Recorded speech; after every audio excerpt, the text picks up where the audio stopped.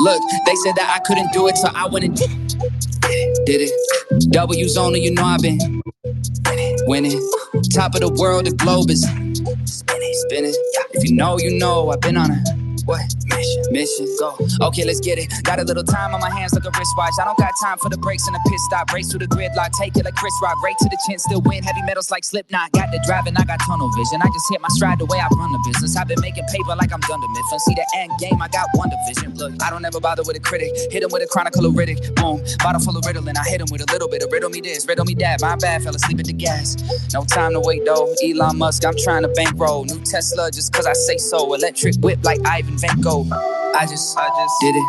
W's only, you know I've been winning. Top of the world, the globe is spinning. If you know, you know I've been on a mission. Okay, let's get it. I've been on a mission like totally spice. I'm baddie, she bad, but she totally nice. Nieuws are blue en het toes wil ik white. Ik compie niet met jou, dat is zo voor mijn lijk. He knew it for sure, but he left with a why. Yeah, we live, but we destined to die. You say it on me, but I'm ending a lie. I'm a lie en ik voel me net Memphis de paai. En ik jaag op de coat in de scene. Moest eigenlijk rennen, we lopen misschien. En ik wil niet eens kijken, mijn ogen die zien. En serie niet genoeg dat ik kopen wat die doof in de beam. GM, drop us a GM in the chat down below. The space is linked up above. Go give us some love on that. The likes, the reposts, the bookmarks, all appreciated. We'll get rolling here in about 30 seconds. W's only, you know I've been winning. Top of the world, the globe is spinning. If you know I've been on a what? Mission, go. Okay, let's get it. This episode is brought to you by DGen Network, the only community-based Web3 media network, bringing you the very best content in the NFT and cryptocurrency space. Please visit dgen.network and check out our other great shows. That's DGen, DGEN.network. Welcome to the future. Welcome to Coffee with Captain GM. Happy Friday, May 10th. Hope everyone's having a wonderful week. If you are farming gold or fantasy top on blast, I'm guessing you're dancing this morning. We wake up to another run up, and I think we are just getting started in L2 season, we'll say. It's not going to just be blast, but been tracking this pretty closely for a while and pretty stoked. Actually, not only blast, not only fantasy top, but I think this is also potentially the beginning of the end. Well, it's not the beginning. It might be the end of the end for OpenSea. One dApp. If you would have told me in 2021, fast forward a couple years, in one dApp on an L2 is going to do more volume than all of OpenSea in its entirety, I probably would have looked at you like you had three eyeballs. But here we are in the year 2024, Fantasy Top itself, not just Blast as a chain, not just Blur or anything on the chain. One singular dApp has flipped the entire volume of OpenSea. Pretty mind-blowing. And I think it's safe to say OpenSea has completed their cycle and has officially become MySpace of Web3. GM Steve. GM, that's coming in hot. I don't know if it has become MySpace yet. Like I and this is like what can they possibly do at this point to regain attention and market share other than dropping a token? Like I'm not even like trying to be smart. I don't know what they could possibly do to regain this. I think it's lost, and I think it's far easier for someone new to come in and capture market share, excitement, and attention than OpenSea at this point. I think they're dead in the water. I don't know, like, what if you got hired to be a consultant for OpenSea, what would you do to turn the ship around, Steve?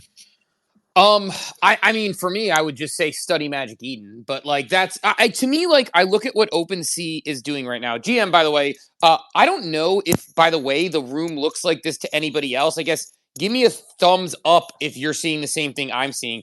I no longer have the comment box. I have the old school plus sign down in the bottom right hand corner, and no, it looks like a lot of people don't have the purple comment box. So,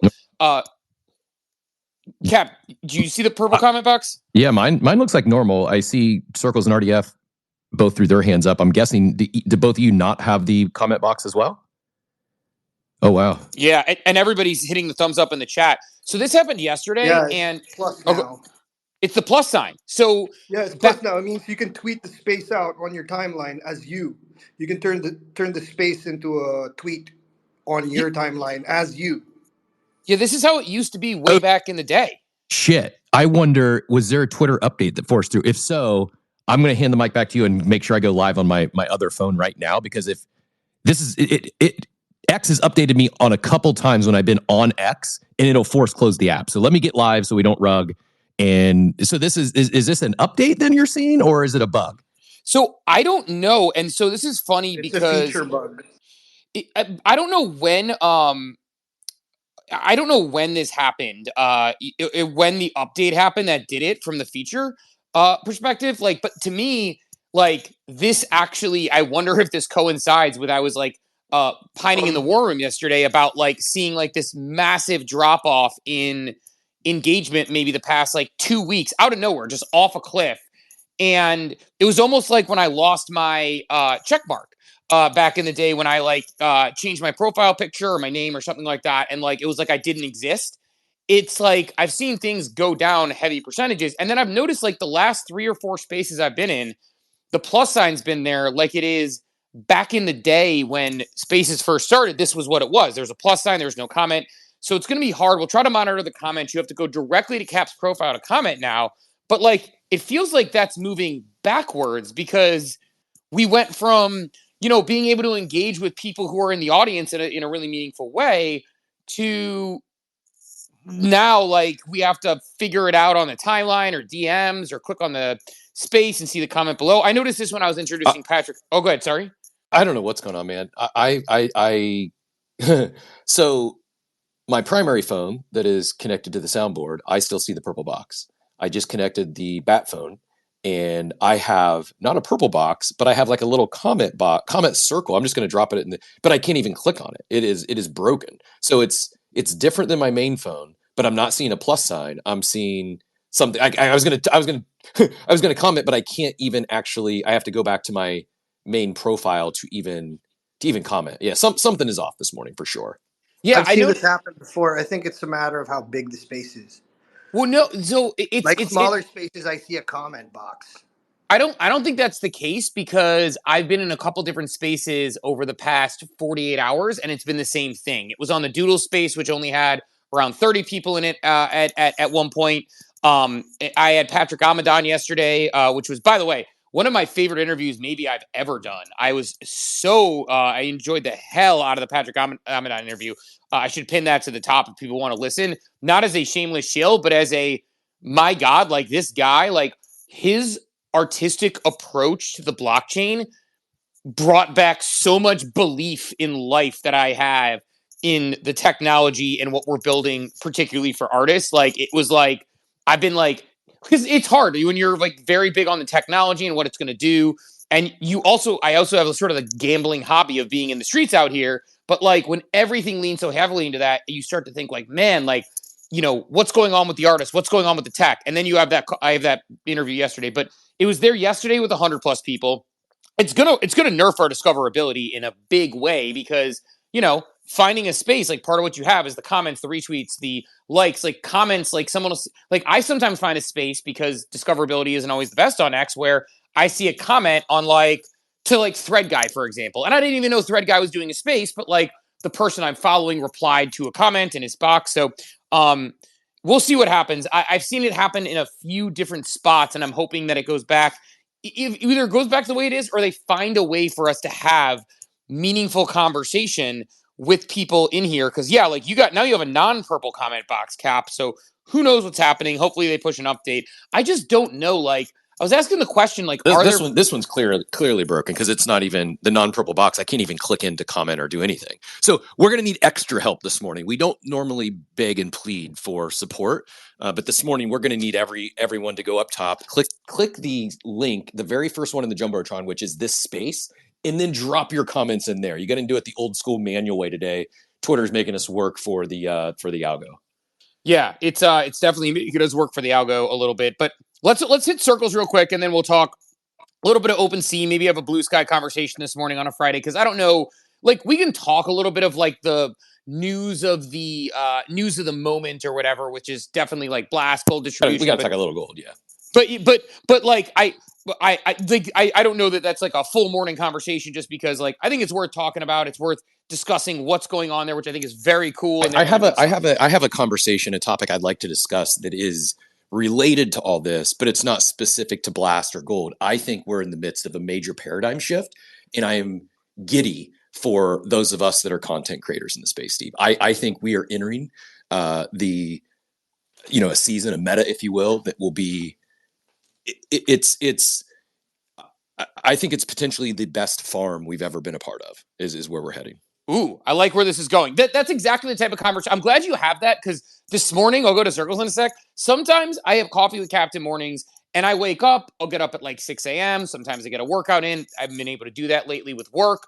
Then I'll, get to my computer. I'll put together some notes. I have I don't have a bulleted list a lot of times of like a dozen topics, just so we never run out of things to talk about. And we let the conversation flow where people take it. So people might come to the stage and be really interested in politics, or even sometimes we're not going to talk politics today, I promise. That was actually my cold open. I was going to apologize for yesterday's even opening up that can of worms, Steve. I felt just icky afterwards. And I saw some other people, like I saw multiple friends of mine on both sides, like going at each other in the comments about like Trump and Biden. I'm like, oh my God, please no. Let's like thank God we didn't get into like personal attacks in our comments yesterday. I think we might have to have just a hands-off, no fly zone policy. I don't want to see friends hate each other because we strike up a conversation. Neither of us are that type of individual. Like, I don't care who you want to vote for, but some people do, and some people really take offense to it. It's silly to me, but man, I definitely do not want to be a catalyst to that. Yeah, no, I saw someone you had blocked who was like ranting about your political affiliations, and I'm like, I don't think there was ever a political affiliation. Are you serious? Talking about mine? Yeah, like mentioning, based on like, oh, it's just about your bags going up, and it was like, no, like the I'd be really disappointed to find out the last time I voted was.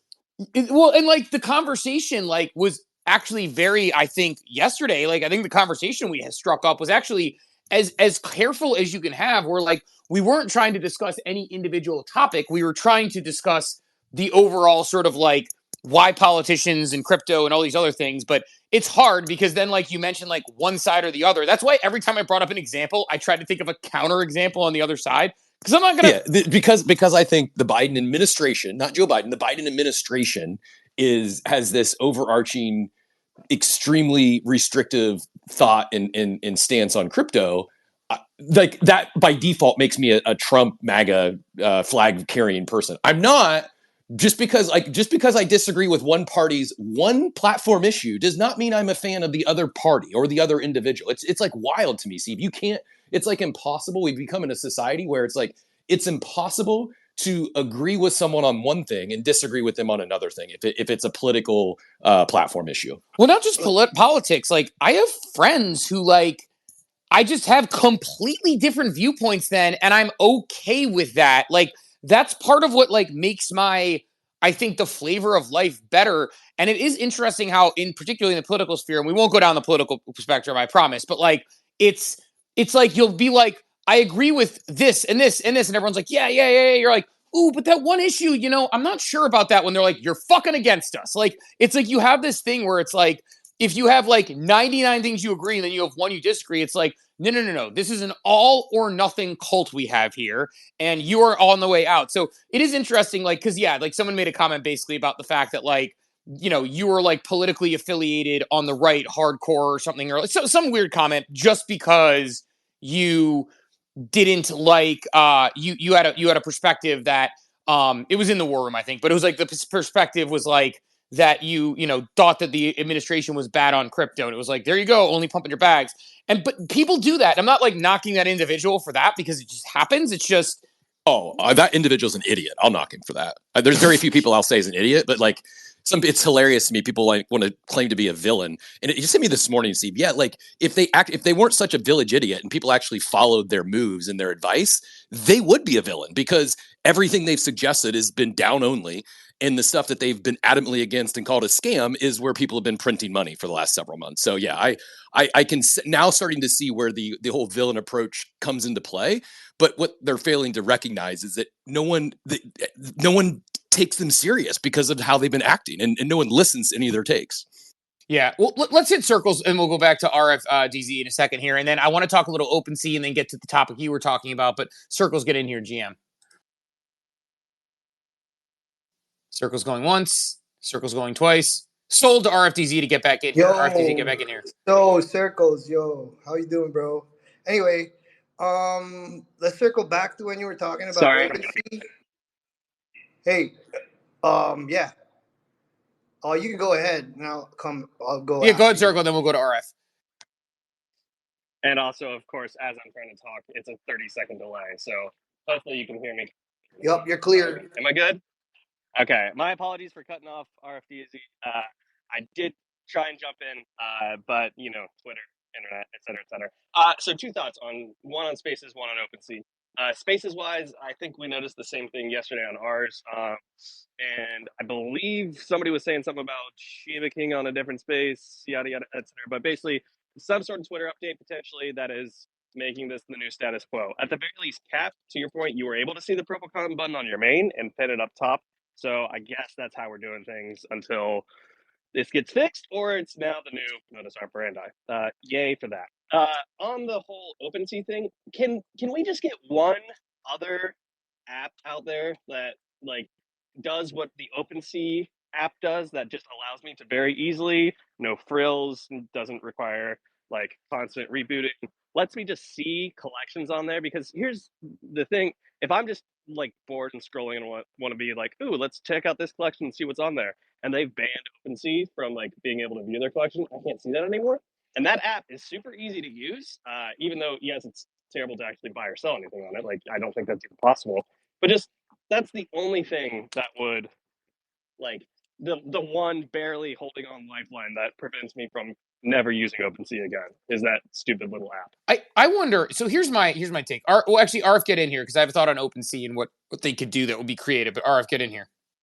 Yeah, I was thinking we circle back to what Captain said. Like OpenSea's like similar to MySpace or Friendster. I think Friendster is more apt. You see, I don't know. I would say like I don't know that I would go that deep on it. I don't know if Friendster ever had like the climb that OpenSea did. I mean, OpenSea was $1 billion. They're not anymore, but they were $1 billion entity, raised hundreds of millions of dollars back in the bowl. I don't think Friendster ever did that, did they? They were toe to toe with Facebook at some point, right? Oh wow, I didn't realize that. I don't think they were toe to toe. When they were Facebook. really small. Yeah, they weren't. They were both small. They were like at some point Friendster was bigger than Facebook, and then Facebook just ate it up, right? Yeah, Facebook had a much larger rise as it went sort of college campus route initially to be sort of the college campus one, and had a relatively quick meteoric rise. By the way, as a side note, completely unrelated, our guy Phonics looks like his account is temporarily restricted. Don't know what happened there. Didn't see anything about it in the war room, but that's a little crazy to me. I noticed Steve, Friendster was the first site to ever have over 1 million users. Well, there you go. Like Friendster had, but I don't. So maybe the comparison is to OpenSea because that's early internet. But either way, the point being, like, what do I think OpenSea can do that's different? I would say, like, my general feeling on OpenSea is like, I feel like one, they could try to continue to move the marketplace thing forward, like they have done, which is sort of this concept of actually moving in quickly into chains, moving quickly into protocols. Rune's protocol launched on a Friday. By like a Monday, or maybe even before then, or maybe it was Wednesday the next week. I can't remember. But within a week, Magic Eden had a Rune's marketplace open to make it easier for people to access. And then, they are, now upgrading the infrastructure of that while simultaneously continuing to launch other chains. And I think like the way that they're moving is like very quickly into the space of like not just a marketplace, but maybe more, because it's becoming more than a marketplace. It feels like they have a multi-chain wallet, right? So I think OpenSea may have lost whatever it is they are in that category. I do wonder if there's a world where this is one of those businesses where you're like, Sony made rice cookers. Now they're an electronics company, right? It's like, I think that's accurate. You have to check me on that, but I'm pretty sure that's what the case is. And I think there's an opportunity potentially for them to say, we need to pivot a business model that's tangentially related to the thing we do. And I'm not saying this is like an easy sort of ship to turn around, pun unintended, but like, one of the things that we see very well is the ability to look through collections, the ability to look through, the ability to sort things in that way. And I do wonder if the searchability feature, it's like, again, this is a big random, like blue sky, stupid stoner thought in the morning, right? Because I'm like probably like giving them a way thing outside. But I always said like They could have created a community building software when they had the case. They could have partnered with Yuga when they had the opportunity. They didn't do either of those things. But what if they started to like lean into trying to actually create the digital portable display that we talk about, where it's like, can you have all of your things in a way that's displayed more prominently? So you want people to understand your digital collectibles as well as like your RWA. So for example, I have RWAs on Colony. Like if they had an API that I agree. It's like I hear you. Sorry to interject. It's just there's no money in it. They're dead. Like how the hell do you monetize a gallery? Like no one in this. Like, as soon as they start charging for it, someone else is going to launch one. Just the same. It's just there's no moat. There's like a gallery is not a business model. Well, they're dead. Well, there's a couple ways, I guess. And like I said, I'm not even saying this is the case, like, because this would be a major pivot for them, but somebody's got to build this infrastructure. So you could charge people to be involved with it on the B2B end, right? Because, people are going to want to have their stuff displayed across our sort of digital spaces. To your point, maybe there's like a token element where there's an actual token allocation based on using it. But I don't know, like, I'm just kind of trying to throw anything out there because at this point, I think your point is fair in that it feels like they're in a point, because you're right, like it's not making the money that's going to be on a marketplace fees. It's like we talk about utility debt. Some of the projects from 2021 have utility debt. They have like saying VC debt is a vast understatement. Like they have expectational debt. Like I don't see any possible world they get back to levels to where they raised out in 2021, and likely their investors have already marked their books down to near zero based on whatever they raised at or whatever they put in. It's just like I truly don't like. Yeah, I agree they need to pivot, but into what? Like without a token, how in the world do they do anything in this space that's going like they had first mover advantage and they had it won. But they ignored their community. They ignored the ethos of Web3, and everyone's moved on. Like it's so much harder to regain momentum after you've had it and lost it than it is to just maintain momentum. And I don't like. Sure, but people go there to look at their NFTs in a gallery.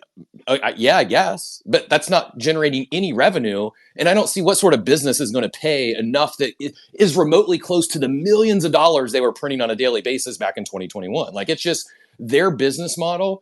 It overcooked too fast. They raised at the Pico bull, or at the Pico top, and that expectational debt is. There's just nothing they can pivot into that's ever going to make those investors whole from my perspective. That I agree with. I just wonder if there is a world where, and again, this is like, I'm making it up. I don't even think this is the business model, but I was trying to think of something like out of the box, right? Because like, I don't think they can just lean into the marketplace play again and say like, oh, we're just going to catch up, or that's going to be very difficult. But it's like, does that become a loss leader to become a marketplace, right? Or like not even a loss leader, but like a thing they set up that has people engage where they can sort of display those digital collectibles, and that becomes an API that plugs into somewhere else that people pay for. Do they create a protocol in that way? I don't know. Like I'm kind of like basically like throwing out like a blue sky idea because I'm trying to think of like what logical pivot could they do to not just become like a marketplace that people don't end up using when as others rise up to the top. But let's get some hands in here. We got a lot of hands running up on this topic, and we'll pivot to your other topic, I'm sure, in the next like half hour or so. But I see a lot of hands coming up on this one. Let's go Joey, then Rex, as we have some new folks on stage. Joey, go ahead and get in here, GM. GM, I got called a new person on stage. Well, like new this morning. New this morning. So I think so if you look at what Pac-Man has done with Blur and Blast, if you look at it from a non-consumer perspective, right? Their goal with everything they do is market share. Are they generating some revenue? Yeah, probably, but that's not their focus. Their focus has been pure market share theft, right? Like, how do we pull as many people away from the other, when it was Blur, from the other marketplaces onto ours? And they didn't care about the revenue. In the beginning, if you remember, Blur didn't, if I remember correctly, in the beginning, Blur didn't charge any marketplace fees, right? They weren't making any money on the platform. It was pure market share. And the same can be said about Blast in the beginning too, when they launched, right? It was, how do we pull market share away from the other blockchains onto ours? And the reason why is because we talked about it the other day when Van Fronten put up the Little Mermaid thing. People want to be where the other people are, right? So right now in 2024, and Steve, you can probably talk to this from your years of Progressive, right? It's all about data. Where do people own the data? And if you own, and look at Facebook's another great example, right? Now they have a revenue generating model with Facebook ads and Facebook Marketplace and blah, blah, blah. But in the beginning, where did Facebook ever make money? They didn't, but they owned all the data. It's where all the people were, right? So the struggle right now for OpenSea is, how do you steal that market share back to own the data again?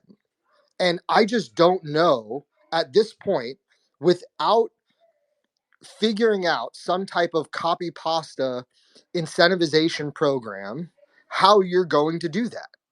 Right? Like what features could you possibly add that don't already exist in the market, that aren't already being perfected by other people and other platforms and other dApps, right? That like I don't see it. Like Cap has mentioned other projects in the past that blew like a 21-point fourth quarter lead. Has anybody blown a bigger lead than OpenSea? No, not in Web3. I mean, it's just not. I mean, it's in. So yeah, it went from nearly 100% market share to they're going to go to nearly 0%. What's hilarious is people make the comparison. Like somebody's always inevitably, we don't have the comments, is like gonna like be a hater and be like, Bored Ape Yacht Club with a lead. It's like they're still like number 2 below CryptoPunks, and they've been flipping around there for a while. They went down with the entire market, so that is not a 3-1 lead blowing. That's just a testing things going down with the market. So I awaited that answer from somebody in the chat, but go ahead, Joey. Keep going. No, Sorry, I mean this was like a bigger collapse than the Falcons versus the Patriots. I mean, like this was like massive from OpenSea, and I don't know if I don't know anybody at OpenSea. And at the end of the day, like I've always said this, I wish part of the problem. Success. That's part of the problem. We know people at every marketplace except OpenSea. Personally, like I know one guy. I'm not going to go as far as call them a friend, but good, strong acquaintances that I could DM to right now and get on the show tomorrow, except for OpenSea. That's a problem. Like they got on their freaking high horse. They abandoned the community and look where they are. Like they're like, we're not going to forget that. Like there's no new entrants. Everyone here, no one's I don't know one fan of OpenSea to where like, oh, I'm loyal to OpenSea. It's I used to be an OpenSea fanboy, bro. I've been there since 2021. I got like the diamonds they gave out. That wasn't really a token, but like an art project. But like OpenSea, they actually owe their users. They should just they have the logs. Find out who's the longest there, who's the most loyal, and start rewarding the people who actually use or used to use. Right? They tried that. Remember when they purchased that other website, Jim. Yeah. They turned that into OpenSea Pro, which has like all the tools and then they gave everybody like a different tier of that airdrop, and based on your usage, you got a different. Yeah, but that airdrop wasn't really a real airdrop. I know, but what I'm saying is like they've tried something gimmicky in the past, and it didn't work. So the question is like, it needs to be genuine reward, not a gimmick. Oh, I agree. Like a real genuine reward, like actual, like that's the only thing that can save them. Before the ship sinks, distribute the rations to the lifeboats. See, but I think that's just us coping though, because like to me, that's not going to solve anything. That doesn't solve the problem, because the problem is much deeper, which is I think there's an analogy to be made here between what we're talking about with Blast, which is Blast as a blockchain is not just selling a grant or dev work or token. Blast is selling attention. Blast is selling the zeitgeist. Blast is selling sort of users.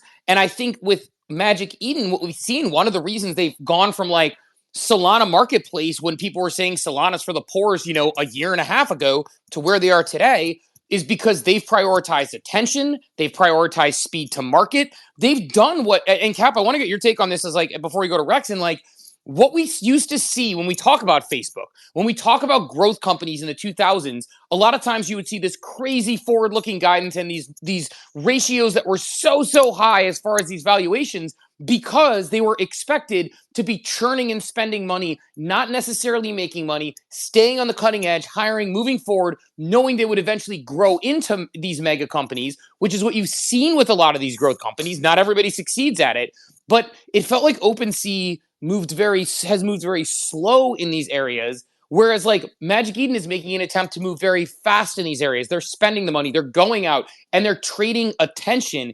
And it feels like one group bet on having a big bag of money and an early mover advantage, and the other group bet on attention, being in the culture, and spending money. And I think like what you're seeing, and spending their time and energy on these products, and I think what you're seeing is like where you place your bets matters. And in this space right now, if you're looking for users in the early goings, not 10 years from now, not 15 years from now, but if you want to survive right now, attention, culture, those truly matter. So Cap, I'm curious your take on that. Yeah, I mean, Magic Eden's easy comparison is another $1 billion entity that has performed far better than OpenSea with even not even on par, but a similar war chest. I think it's even more telling when you look at someone like Mintify, who has a team of ninjas, like a small team that has shipped more in the past month than OpenSea has shipped in the past year, probably 2 years.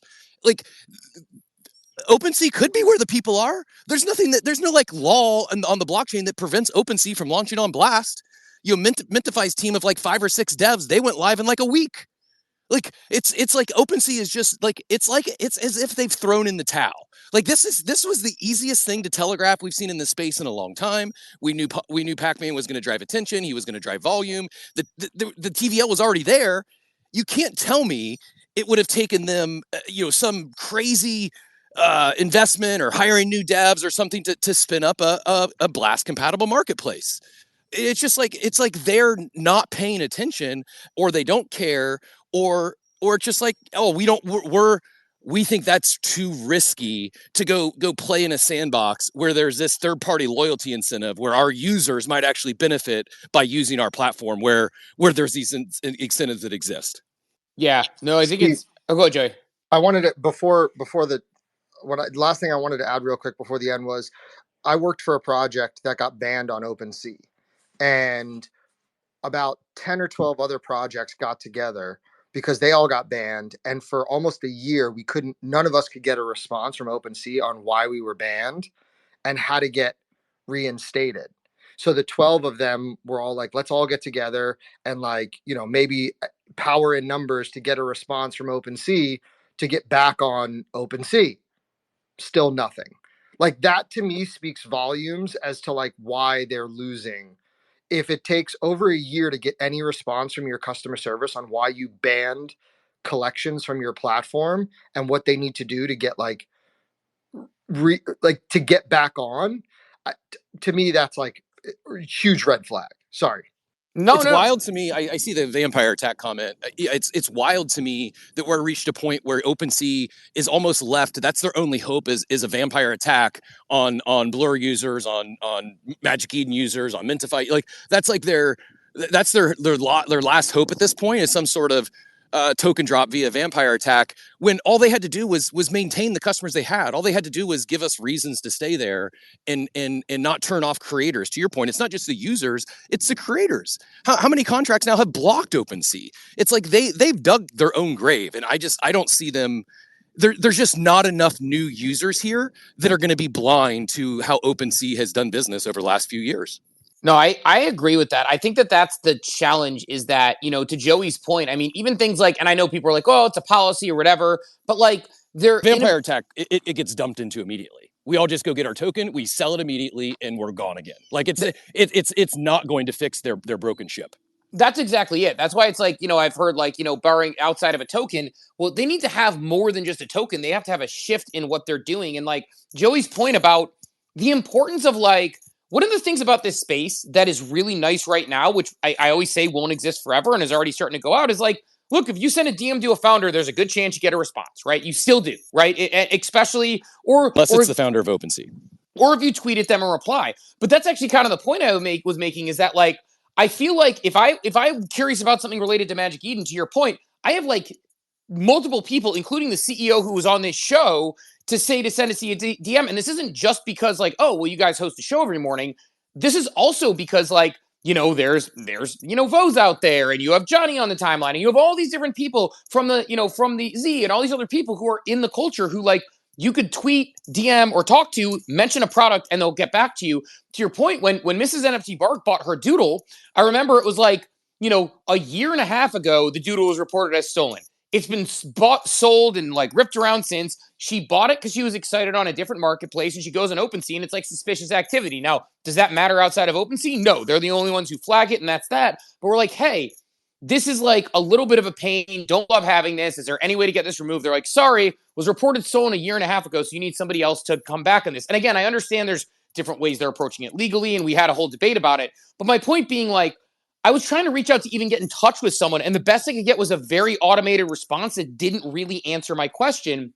And I just don't understand how you can get that big in a space this small so early on when, we are not even just a tiny fraction of the internet. We're not even just a tiny fraction of X. We are a tiny fraction of the crypto market, even crypto people who are on various things like forums. So like to be this small of a niche market where there's way more people, Outer Loom was talking about this on a space the other day. There's way more people on Ethereum who are into Ethereum and don't care about the things that we're going on than there are us. The inability to have the conversations with an individual at OpenSea is crazy in a space this small early on. To say like, no, we're too big for this, is nuts. But Rex, go ahead and get in here. Thanks for your patience. Hey, thank you so much. Good morning. Yeah, I have so many mixed emotions on Broken Sea. Starting out on it, it has that nostalgic, like, it was pretty much for a lot of us in the earlier days, the only option, as you said. And I think at this point, consumer trust is completely gone. That's clear to say. The only way to rebuild that is take accountability, admit that you're a POS, pardon my language, but it's the truth. You got to say we took some wrong turns, leadership viewed the wrong way. They need a reset. The only hope at this point, it's not an airdrop, it's new leadership admitting what they did wrong and basically showing some vulnerability to the space is my opinion. And that's if they have a chance. I'm hearing these stories about people getting, groups of people getting screwed. We all have them. And that's the sad part is every single person probably on here that's used OpenSea has been screwed one way or another. I bought things that weren't listed as suspicious. After I bought them, they were listed as suspicious. I reached out, they said tough shit, so it's like one or two isolated incidents I can understand. When everybody in the room is like, yeah, they got me. Like, okay, we need to acknowledge the fact that they didn't give a shit. And whoever's leading that operation, whoever's steering that ship, does not have ethics, does not have morals, integrity, all these things that we look to for leadership. They're not putting it out there. They were the only option. And they had a great opportunity because they could captivate based off of being in almost like a monopoly within a niche market. They threw it down the toilet through lack of ethics and morals, just bad decisions and on a pedestal. So I really hope that they've gotten to a point where they can really look to like, hey, we fucked up. That's just what it is. We let people run the ship that we're looking out for themselves. This space is about giving.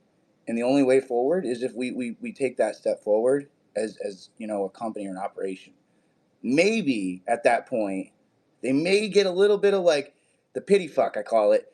And at that point, they can start building from there and actually do the right thing. So I don't know. I'm not going to say there's no hope, but I definitely think the airdrop's a lost cause. As much as I'd love to just take it run, they do need to rectify what they did wrong with integrity.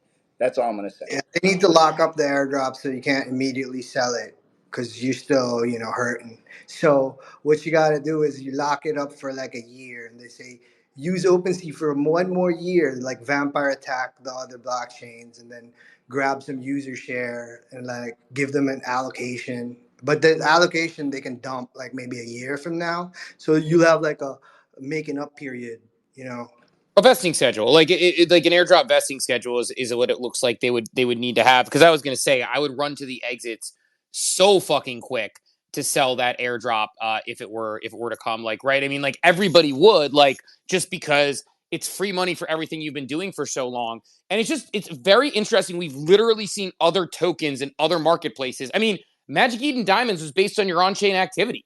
Like, they basically did this. Like, they haven't dropped a token or anything like that. I don't know what they're doing with that airdrop. Like, they didn't mention on our show anything about the token drop. They are doing a farming situation. But, like, the fact of the matter is, like, they did it based on on-chain activity and then retroactively rewarded. I actually got more diamonds for my ordinal activity than I did for my non-ordinal activity that they previously looked on for whatever reason, which was bananas. But Joey, I saw your hand go up. Get in here. Yeah, listen.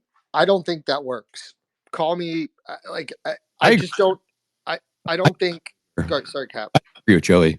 I got a big bag of diamonds that I potentially could get, but it was very discouraging for me to basically actually have gotten zero for my historical usage. And I essentially, like, my journey, I almost stopped using it after the diamond airdrop, because it seemed almost like, well, shit, unless I become a Magic Eden farmer, I'm never going to get these. And so it turned me off from using the platform and I went elsewhere. For Magic Eden, you mean? No, okay. I was talking about the idea about OpenSea, like retroactively rewarding people with a token and then locking it up for a year. Like, this is why, because that's essentially what Magic Eden did. And I'm agreeing with you. I don't think it worked. Because, like, they're not calling it a lockup, but it's like you don't get your diamonds that you earned historically unless you use the platform for the next ever many months or year or whatever. And yeah, I do not think that model is effective. I don't think it would be effective for OpenSea. It was, maybe it's been effective for some. I've seen some excited about diamonds on Magic Eden, but I just know for me personally, it was more of a turnoff than it did to attract me to use the platform more. Yeah, I don't think and again, to me, that's a gimmick, right? Saying, like, we're going to release the C token that you're going to get rewarded for your retroactive usage and the usage for the next year, but it's going to be a vesting schedule. I mean, look at what happened to Creeps and theirs, right? Like, they didn't announce a vesting schedule until after the token released, and once people saw the vesting schedule, it all, like, their floor price plummeted, whatever. Imagine if you announced the vesting schedule from the beginning. Are people really going to farm with a vesting schedule that's 365 days? People in this space can't even stay, like, focused on something for 30 days, let alone 365 days. And for 30 minutes. I mean, for 30 minutes, fuck. Right. And not to mention that, like, unless to whoever made the point about, like, ownership change, right? Like, unless you're doing something extremely dramatic that's going to actually change the course of the ship outside of just giving a token, I don't see them stealing market share from every other platform that's out there right now. Like, maybe it goes up a little, right? But I don't see them getting back. I don't see how they could ever get to 25, 30, or 40% just because of a token. There needs to be a whole shift at the top, because I love what Steve said. Like, I see Mintify guys on the timeline. I see Magic Eden guys, Liquidium, all these dApps and platforms that exist. They understand the culture and they have to be here. Unless that changes, sorry, Cap, go. We've been talking about it for native Web3 brands that are PFP projects. We talk about what Poppy's done for Quirkies. We talk about what the impact Austin's had at Doodles. Marketplaces aren't immune to that. To your point, there's probably a Magic Eden and a Mintify, if not employee, a founder in this space, if not every day of the week, at least a few times a week. I don't know if we've ever had an OpenSea employee in here. And it's not like, this isn't about us or this space. That's just a very small, I think, snapshot of the space at large. Is, to your point, they're everywhere and they're accessible. OpenSea is the polar opposite of that. They're at the complete other end of the spectrum. Yeah, it's definitely something where I feel like it's one of those things to study where it's like being in the culture matters and attention matters. And those are two things that, like, it's interesting, like the building in public concept, all of these things actually do matter. They're not just like tropes that we throw out there to just, say, like, to sound fun and interesting. These things have meaning behind them. And building in public, which we see with Magic Eden with the things they talk about, the people they involve, involving the culture, involving creators. I mean, Mintify's, you mentioned Mintify as an example. Mintify has sponsored this show. They sponsor Modern Market. Like, they're out there having these conversations. Like, and then, meanwhile, as, Magic Eden is eating their lunch and becoming number one, a number one marketplace, you see this opulent dinner they post from Paris while Magic Eden's like, let's get everybody on a yacht who's actually using our product right now. Like, the difference there and the nuance in that is like not lost on me, that it's like you're tweeting from your official account about a bougie dinner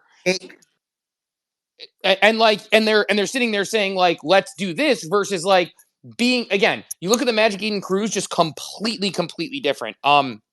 Pivington, I want to throw to you because you just got up to stage. What brings you up here, GM?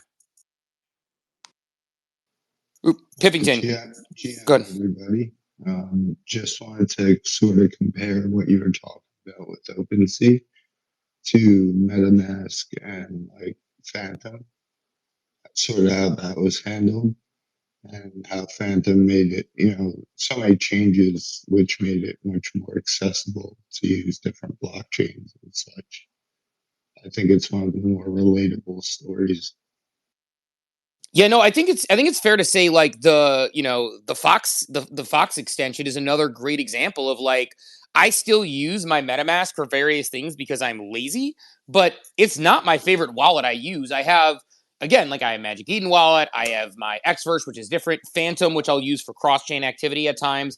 And I think that there is, a good comparison there, because MetaMask, like, I remember early on when we were in 2021, I think, Cap, we might have had this conversation on like early Ape Spaces being like, man, if I can invest in MetaMask, like that's the next big thing, because they're just going to keep advancing and eventually they'll be, user-friendly and easy, and it's not.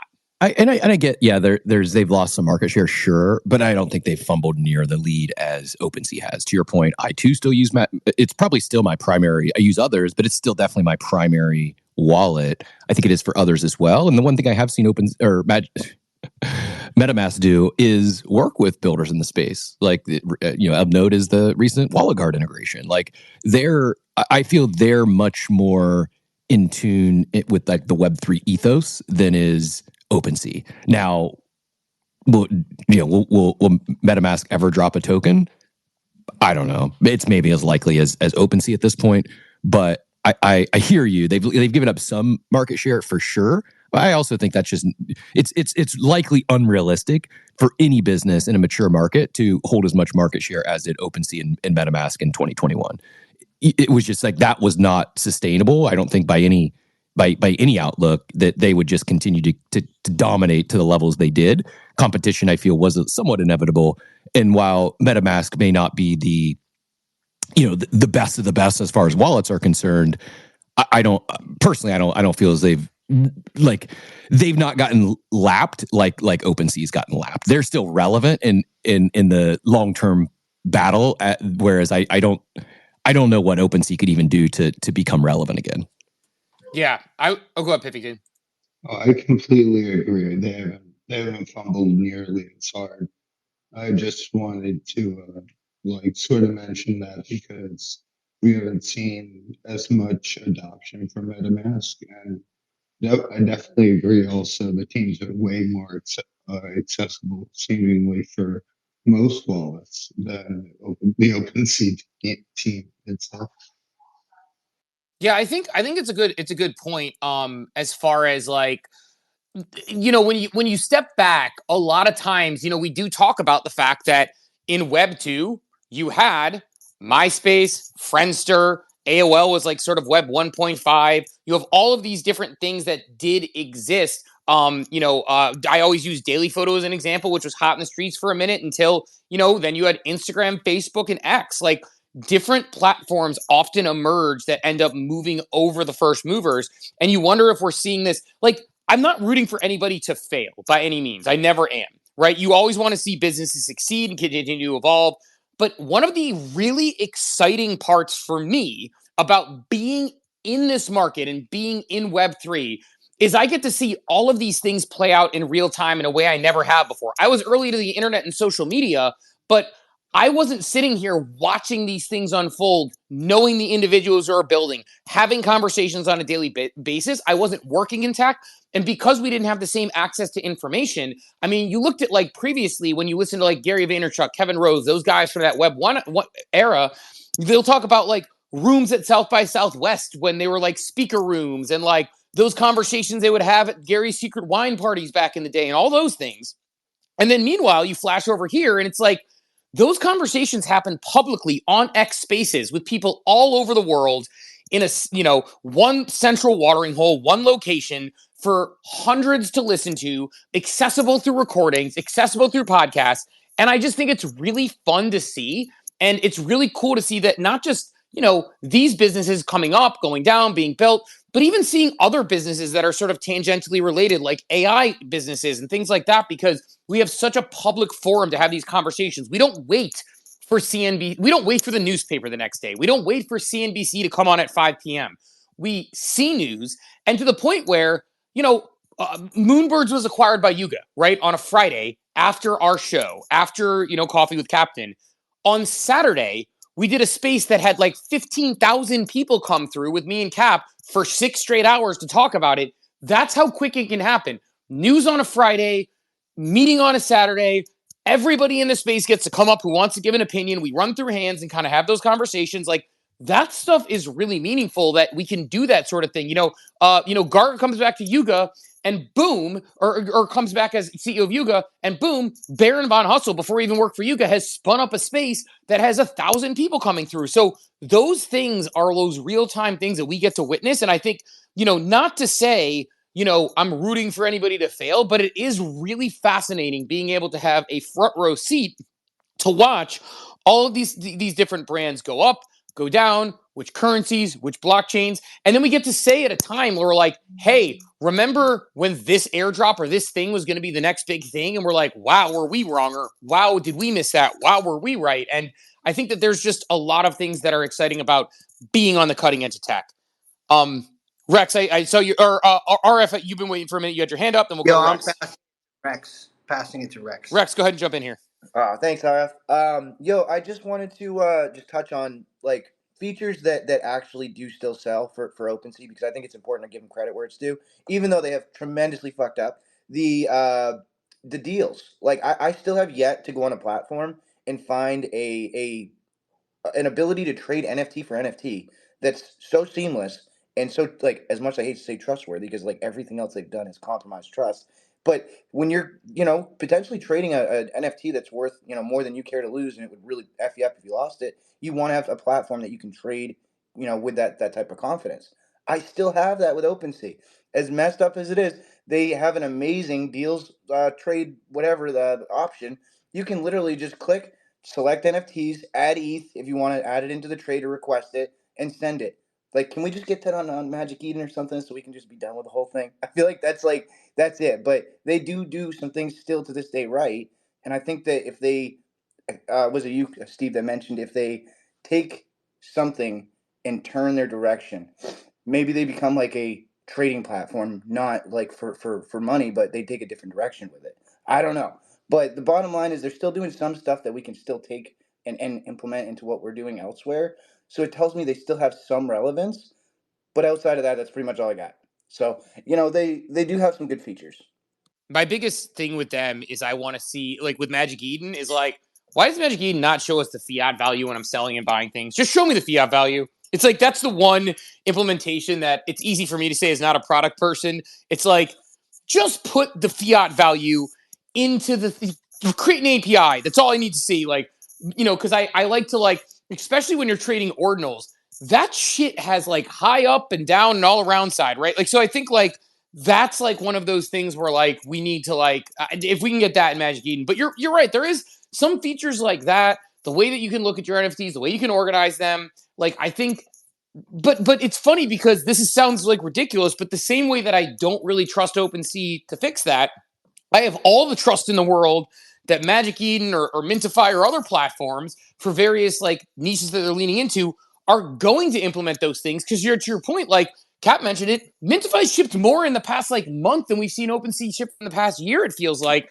And maybe that's not being fair, or I'm missing something, or I'm missing the plot on something, but like, it sure feels like it, man. And so I don't know, Cap, like any other, I have Outers coming up here. I think she's going to try to push back on us with OpenSea. I think she's an OpenSea maxi. She's going to talk about I'm going to predict she talks about the API. What? She's not a maxi. I made that up. But I think she's going to talk about the API and sourcing data, but we're going to find out. Not know this talk about rare traits. I didn't know an OpenSea maxi possibly on this planet. That was hyperbole. I was like giving her a hard time, but I think she's like, let me see. I'm predicting that we're going to hear maybe about the API or her ability to sort of source data from OpenSea, and that's super helpful historically. But we're going to find out. And as we hand to Outer here, I'm gonna ask for some help once again. Spaces is a little janky today, where you've got multiple versions out there depending on what version of X you are running. So you may have to go up top in the Jumbotron, scroll all the way to the right to find the link to today's space. If you haven't done so already, hit that thing with a like, a repost, a bookmark. All are appreciated, especially today. And then to join the conversation, to jump in the chat, you actually got to click through that link instead of that purple box in the bottom right that you're used to. So again, scroll up top, scroll all the way to the right, click that post. Get in those comments on that post. That's the chat for today's space. And here's where I need help. I want to run a poll. What are the biggest fumbles of all time in Web3? So far, I think we've determined 3 on the list in the war room. The 4th one is up for debate, and that's what I need help with. The three of the 4 are going to be OpenSea, Proof, and Zed Run. This hurts my heart. But those 3 are going to be are Polygon. What is it? Polygon. But Polygon's kind of still crushing a little bit though. Like they're crushing on some biz dev. Joey, they had a lot of money, a lot of money, and a huge lead in the L2 race. But I don't think you can call a company that has like multiple like Fortune 500 clients like agreed. Near the level the other 3 have mentioned. Go ahead and nominate them in the chat up above, Joey. Hit the Jumbotron, scroll all the way right. Hit today's post or today's space. Hit Polygon in the comments there. And if you think of someone else more worthy than Polygon, I don't think they're worthy. Drop that. The 4th place in the war room, which we've already kind of vetoed, was DeGods and Utes. And while maybe you could build a business case, they've had some fumbles. I don't believe they've had near the lead that those other 3 parties had in their respective categories, and therefore haven't quite. I don't know if we could say they fumbled any real lead. They may have just had some fumbles and stumbles along the way, but still relevant, still building. So, but if you think that DeGods or Utes are worthy of the poll, drop it in the chat. Whoever gets the most comments will be the 4th entry in the poll that I'll post here before the show's over. Outer GM Miss OpenSea Maxi per Steve. GM, wait, what? I don't know. I was like joking around as you're coming up. I was like, Outer gonna come up. I think she's gonna take the other side of this. The OpenSea Maxi. I was kidding because you pull like data from there for all your like data viz and different presentations you've given. So I was wondering if you were gonna come up and talk about the historical data or anything related to that. No, because that's boring. You can pull data from anywhere. In fact, I pulled a lot of my data from my PFS directly. But I actually came up when I heard somebody talk about the features that they like. And while I'm pretty sure it's going to be really difficult for OpenSea to recover unless they do something insane, and good luck to their product and creative team for coming up with that, there are certain features that I like, and I'm actually not sure if I like them because I'm used to them or I like them because they're useful. But I'll give you an example of my favorite one, and I am probably the only person that uses this, but I love the ability to add stuff to my cart and then send it to another wallet. And that's because I like gifting things. And I really wish other marketplaces would do that. It's not a big lift. And I think that just actually like, it introduces a user behavior that I think is interesting, because so much of this is about user behavior and what these marketplaces enable us to do and how we do it. And so I actually really like that, especially when, like, maybe not so much now because ETH gas is low, but at the time when ETH was high, that was really useful to not have to do like multiple transactions to send something to someone else. But all of that is like kind of minutia compared to thinking about how like to me this is kind of like the browser wars, right? And like some just didn't win, and the next shiny thing that comes along that's more useful is gonna be the one that'll win. I mean, I don't know, like where can you get blast and base besides OpenSea? Because I feel like when whoever has the most multi-chain fun experience is probably going to dominate this, because we're all lazy. Like at the end of the day, It's going to be like the best looking site with all of your stuff, and it's going to have every single chain and, you know, the one experience to rule them all, because nobody wants to go across all the various things to do all the various things eventually, and especially not if we want to have more people in the space that are necessarily like OG users that are used to, you know, segregating their experiences across chains or across wallets or all that stuff. Like, new people are going to be less open to that if we want them to come en masse. So, but yeah, as far as OpenSea is concerned, I don't know, man. I like they're pretty fun, but I really don't know what's gonna happen in terms of it. But I do think people are still using it.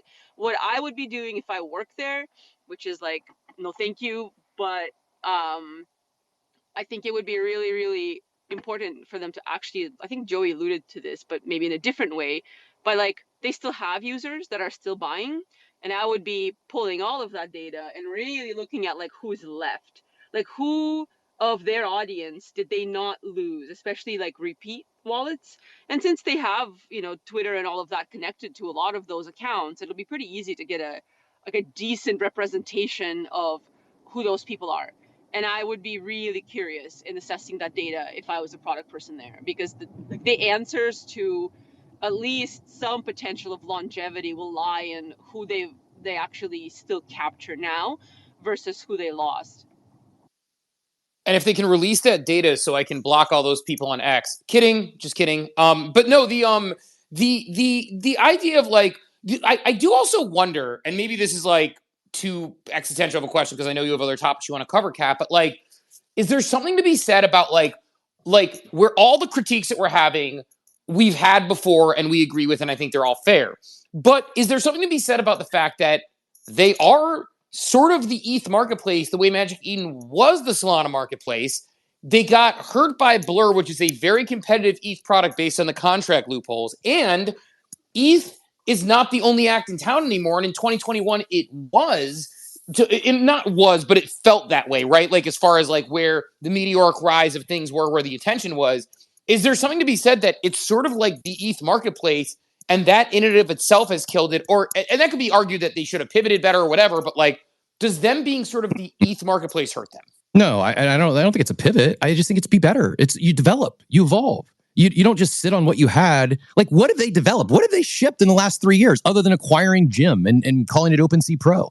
Like, yeah, there's been small incremental improvements, but it's really just been mostly upsetting people in the space by changing their policies.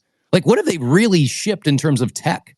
When you look at, I again, giving flowers to Mintify, it is a team that has a fraction of the resources in terms of funding, a fraction of the team, presumably, and yet they're shipping at light speed relative to what OpenSea is doing from a development standpoint. I don't think it's a downfall that they're on the ETH marketplace. The downfall is they haven't grown from there.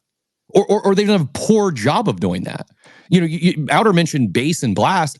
I agree. I think if you're a marketplace and you're not planning for a multi-chain, an omni-chain future, you've lost. You're dead. Like you're not going to win. And right now, no one has completely nailed it. But the competitors that we've been talking about all morning, both of them have done two things in particularly far better than OpenSea. In the case of Mintify, it's ETH and the L2s. Like it's a smooth omni-chain experience today. To flip back and forth between Base to Blast to bridge funds, it takes seconds and it costs pennies. From a marketplace standpoint, I think Mintify has vastly leapfrogged OpenSea when it comes to what ETH and those ETH L2s look like how to build for the EVM ecosystem, not just ETH mainnet. And then if you look at Magic Eden, they've done it from a wallet standpoint. And especially as it relates to Ordinals and Solana. So it's like they've had two competitors that beat them up on both sides. And I think where it's like so like mind-boggling to me is we haven't even really seen an attempt or an effort from OpenSea. Like truly, like what? WTF? Like what are they doing? What have they been doing for the last 3 years? It's a great question. Like it makes you wonder like what goes on in those day-to-day meetings. Because like when you see Jack, the Magic Eden CEO, post working hard, whatever, like something, you know what I mean? Whatever it is, like working hard, like can't wait. And then the next week they ship, a runes portfolio for a protocol that's existed for less than a week, or, an update that, like the updates that they continue to ship through are like, they'll talk about what they're working on, they'll work on it, and they'll execute it. They have teams that are across multiple chains that are working hard to think. And, he said, like, leaders go and see. I have a hard, or go out to see. I have a hard time seeing like some of the, leadership at OpenSea going out to see, right? It's like, or actually going out and kind of seeing what's going on the ground floor, and having people like approaching different blockchains, like different cultures, was such an unlock for me, because it's like, why do their products work so well in the Ordinals ecosystem? It's because they have people who work on it, who are in the ecosystem, who take it seriously, and that's what they live and breathe. So I just think I don't know. I think, to your point, like, there's probably just a lack of innovation, lack of customer service, lack of being in the culture, and kind of like sitting on the lead there versus, trying to think of how to adjust. But let's go Joey and then Cap. I think we can pivot to your other topic, because I'd love to kind of keep moving through on other things. But Joey, get back in here. Yeah, I just want to throw somebody else into the mix and make a comparison. So we talked about NFT NYC and how each year it's kind of like fallen off, and how they need to make some changes. I would argue that it's almost similar to the OpenSea situation, which is they had such a they grabbed so much of the market share and did so well. They haven't innovated. Like NFT NYC hasn't innovated. It's gotten steadily worse, and I kind of feel like it's the same with OpenSea too. Like you said, like as an entrepreneur, the one of the biggest one of the worst things that can happen to you, but also good things, is finding a lot of success really early, because then you get really comfortable and you feel like you've almost like made it. And I feel like with OpenSea, that's almost kind of like what happened is they got so successful so early, and like they just kind of sat back and started to put it on cruise control. And I think that you can't do that as an entrepreneur. And as in an emerging market and a space like this, you can't just put it on cruise control. And that's what I think it is. It feels like they went on cruise control. I do think there's like a larger conversation for another day about, like, we always say VCon's like the Apex conference, but obviously they have a massive advantage with Gary and his network. And like, we enjoy that. I do think there's a conversation another day, save it for closer to conference season, maybe closer to consensus, about, is there even a successful NFT related conference right now that is an NFT specific or Web3 very specific conference that includes NFTs heavily? Because I actually don't think there is one at the moment that. ApeFest. Well, but like ApeFest isn't a conference. ApeFest is just a giant party, right? It's like I think there's a lot of those things that exist, right? Like some of the side events. But I think the actual idea of like a conference where ideas are shared and traded, I'm realizing like we don't really have one where we are the front and center feature. And maybe it's like that's something that needs to happen in a smaller capacity, in a smaller venue, and sort of work its way out and grow into it. But RF, let's get in. So real quick, as somebody who used to work for like Ultra and EDC Las Vegas, I was talking about this in the car with my wife the other day. What I feel like needs to happen is one entity needs to own the rights to NFT NYC, NFT LA, NFT Miami, whatever, and create a cohesive traveling conference that each one kind of like works together and builds off each other and creates just this NFT Paris, NFT Tokyo, whatever, right? And I think that would create a successful NFT quote unquote conference if a Made Events or, like a big company comes in and says, let's just own the rights to all the quote unquote NFT conferences, and we will curate this year-long festival almost all around the world. I think that's what happened, because I would make things great, because right now it's all individually owned and run, and it's very disjointed. I'm still waiting for Cap to do this, because I know Cap has the ability and the skill set to do this, and I'm waiting for him to save us all. Sign me up. I actually probably going to use my nomination for the 4th spot as NFT NYC. It's hard, and this is like we probably should have defined this a little better, because now there's some back and forth in the war room in the chat. Like when I was talking biggest fumbles in my brain, I was thinking who blew the biggest leads. Joey started the conversation off with they blew a 28-3 lead. I agree with that. And so like that's in my opinion where those first three stand out, is they had tremendous leads, nearly 100% market share in the respective categories. People that are calling out for Yuga or other side, I'm not being mean or rude. I think that's a lazy take. Yuga is like, okay, who are the two or three that's leapfrogged them? Then there's no one. They're still on top. They're not at their peak where they were in the bowl, but there's no one has leapfrogged Yuga as the leader in as far as native Web3 brands. It's like they own CryptoPunks. They still own Apes and Mutants. Like they're still building and shipping, and they have one of the strongest, if not the strongest, community in the space. Like they may not have as wide of as a lead, but they still are in the lead from almost every single metric. And as far as other side goes, yeah, there's maybe been fumbles. I agree the communication could certainly be a lot better, but they minted it 2 years ago. Told us it was years away. Years. So in my head, I'm thinking 3 to 5. Here we are 2 years later, and I don't think, like, they're still very much so building. Someone compared them to Sandbox, and like I don't think there's anyone using Sandbox, and I don't know what Sandbox is going to do to gain attention or users. Other side gets couple thousand plus every time they turn on an event. If their 12 event series fails this summer, then yeah, maybe they've blown a lead. But I still don't see them like blow, like my head bag fumble for this conversation was blowing a big lead, not just making mistakes along the way. There's been a lot of fumbles if you determine it just like mistakes. I was specifically talking who blew, tremendous, like near 100% market share leads, and now have been leapfrogged by 2 or 3 other parties. Yeah, to say Yuga like fell off is like being like, oh, well, Patrick Mahomes fell off because he only won the Super Bowl in overtime, right? I mean, it's like they had, the fact that they can spin up a Discord session and get that many people, the fact that they can do a weekly just chill space and get thousands of participants, the fact that they can, get, a couple thousand people into an other side metaverse for a slideshow. I mean, this is like, again, like, I'm not saying that they haven't, closed the gap or whatever it may be, and there aren't other competitors in the space. Game's not. The clock isn't at 0 yet in those. I think the clock's at 0 for OpenSea. There's a couple others I just want to shout out. Some great suggestions. Top Shot is certainly up there in terms of blowing leads and attention and market share. The other, I would say, and shout out to ZG for continuing to strike the Z cross in my heart with, and I can't disagree. The lead was blown and down bad. Numbers on a screen, down bad, Steve. Axie Infinity, though, is the other one that had a tremendous lead in terms of market share, user attention, just had captured the zeitgeist, and now has lost that zeitgeist in terms of on-chain gaming and where attention and volume is at. Somebody mentioned recently they still have a shitload of users, though, so I think they might be more in the, not exactly the Yuga category, but like I think they're in their lane still doing just fine. So I think Axie maybe not, but Zed, yes. Still fighting.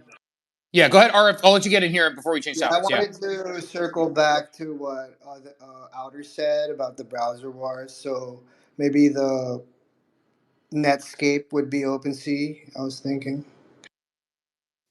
Yeah, I mean, it's definitely like falling off quite a bit. But Cap, what was the other topic that you were thinking about this morning? I'm curious. Oh, never mind. Rex, I saw your hand flap. We'll go Rex, and then Cap will go to you. Hey, thank you. Red carpet service, man. It's funny because like all of this stuff that I see, it's like I hear a lot of mistakes that were made. I just think back to like the lack of like empathy towards those situations, or even just customer service. I feel like that's really where, if they just started, and this is for a lot more than just OpenSea, but rolling out the red carpet for your clients goes so far, right? Building rapport and actually true relationships with your whoever your holders are, your people in the space. I feel like if they really went out of their way for those situations, even at this point, reached out to the people that, hey, we know you had an issue back in 2021 or you didn't get this resolved. We want to rectify that, right? And actually started like really giving customer service, like rolling out the red carpet. Man, I feel like that's a missing element that they've had since the beginning. We tolerated it because we had lack of options initially. And then as more options presented it, we were like, we don't need to take this shit. So that's like literally, I think that was the biggest factor for me, was like there was no human factor. It was like a robot, right? Maybe it was a fucking AI person on the other end. I don't know. But bottom line is they need that human factor, roll out the red carpet, and I feel like it could make a world of change for the culture.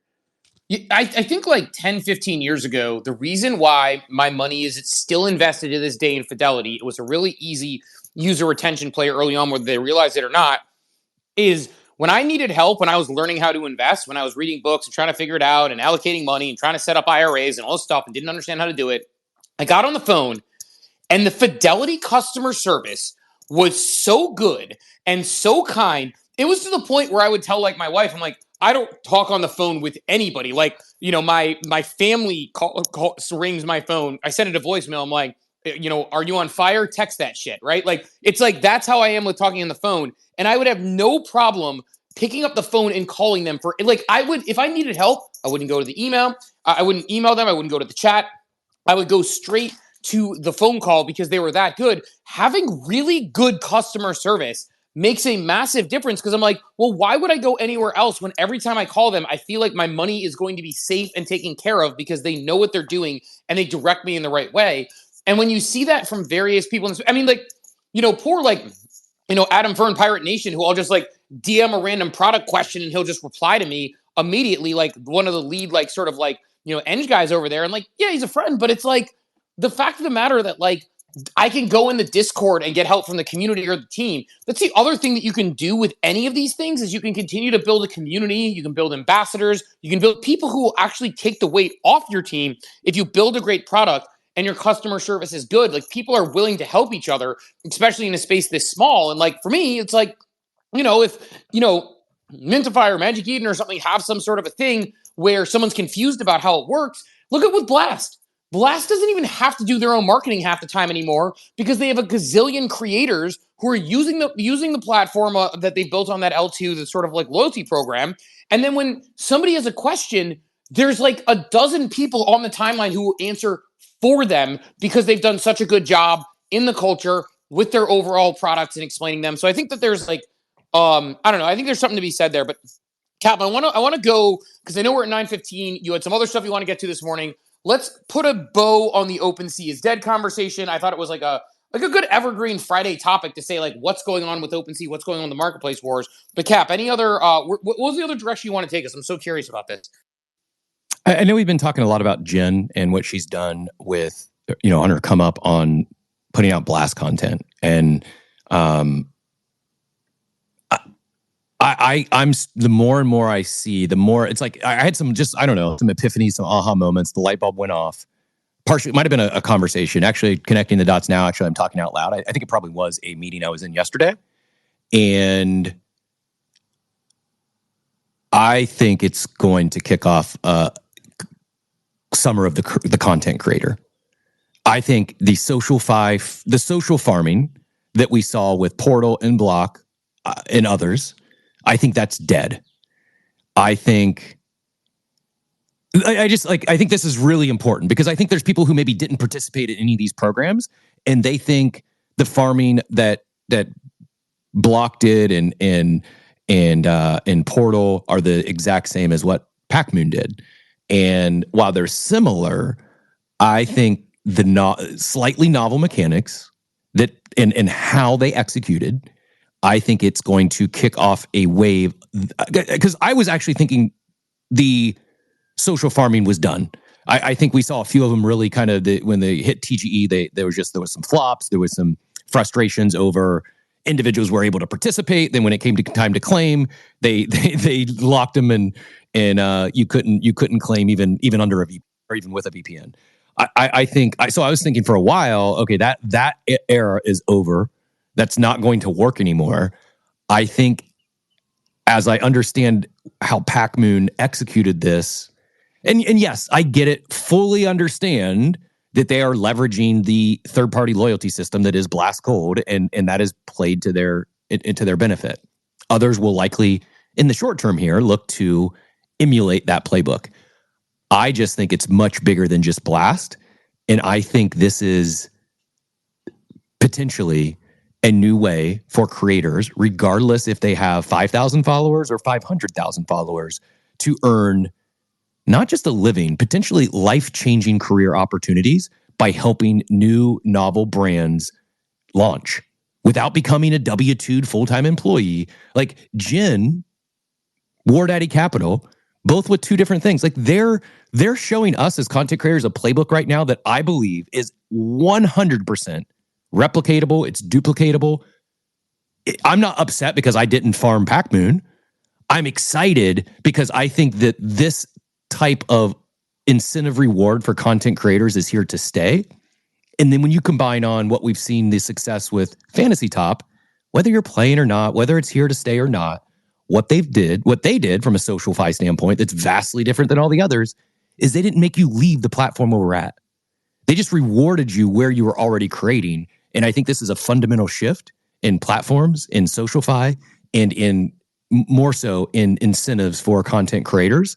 I don't know if I'm describing it nearly as well. I'm not, as all the dots have connected in my head, because it took me a while for this to kind of like have this aha moment. But I do believe that we will see over the next 6-12 months a lot more gens that those of us that are here, like, we know these individuals, they've been relevant, we built relationships with them, but they haven't come up yet. They haven't had their TG rise to fame yet. They haven't had their Gen rise to fame yet. I believe this model that we saw Gen execute extremely well with tact, it was not spammy farming whatsoever.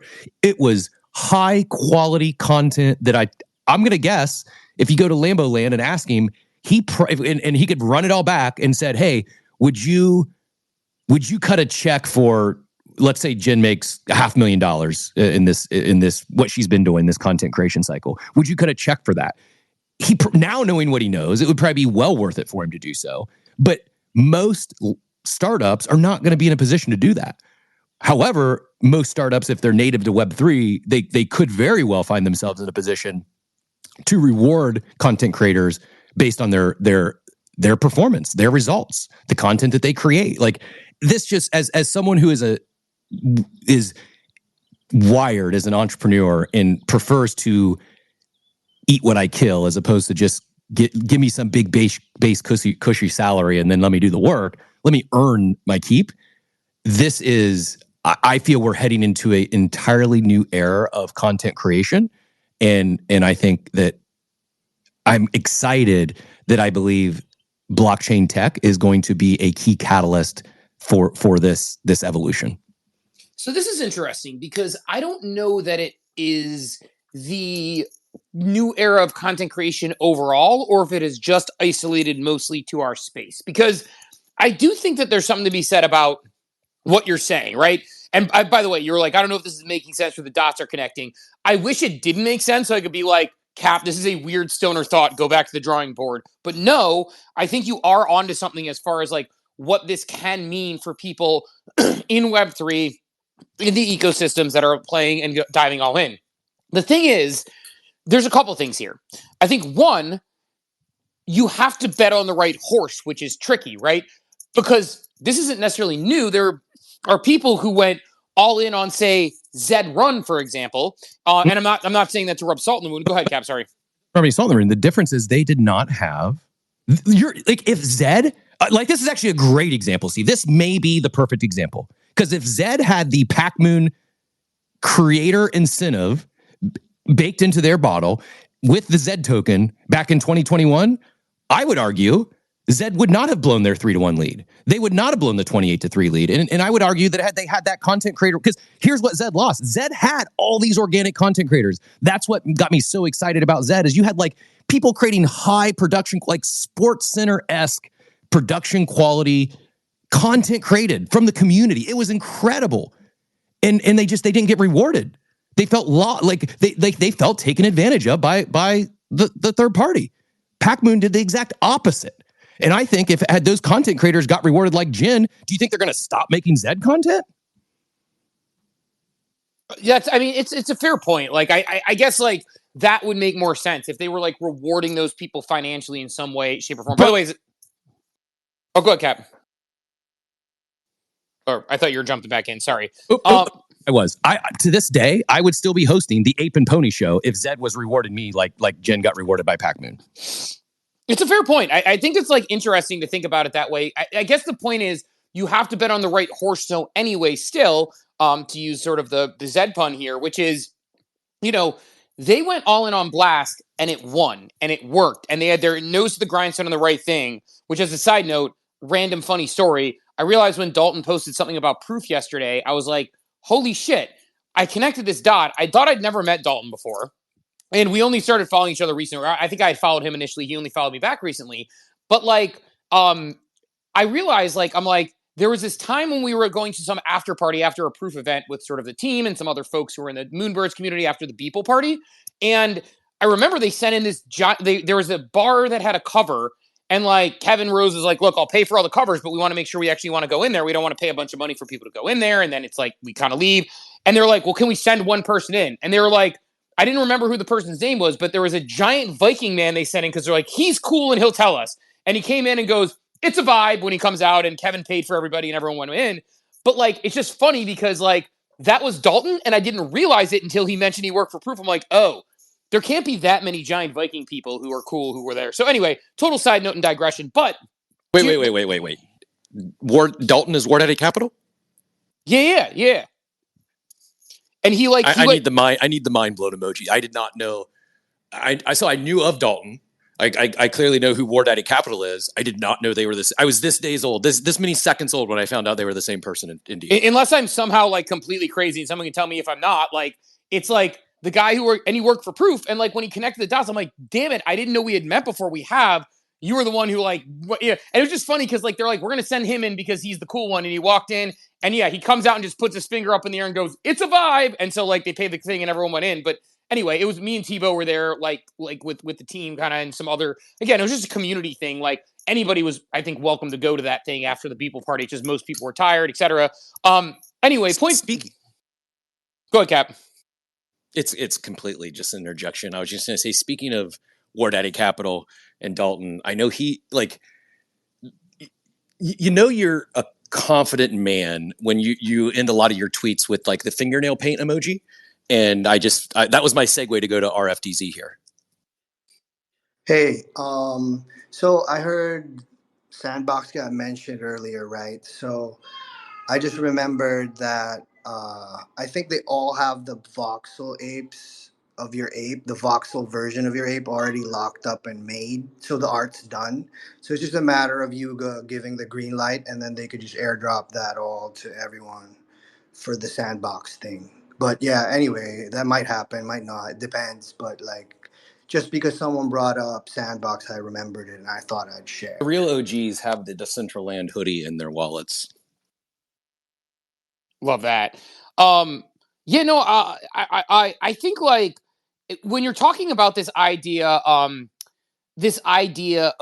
the content creator economy, I want to just double down on that point one more time to make the point of like.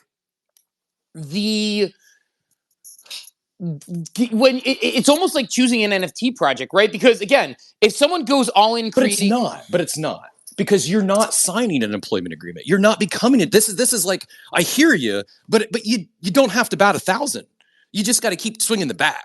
And because of this world, this free world of it's not freelance. It's different. I'm really struggling to describe my thoughts in words. I know you said it, the dots connected, but if the only way to do this was you had to take a job and you had to go work for PacMoon's marketing department, but that's the only one you could work for, then what you're saying, I'd agree. Then you got to pick right.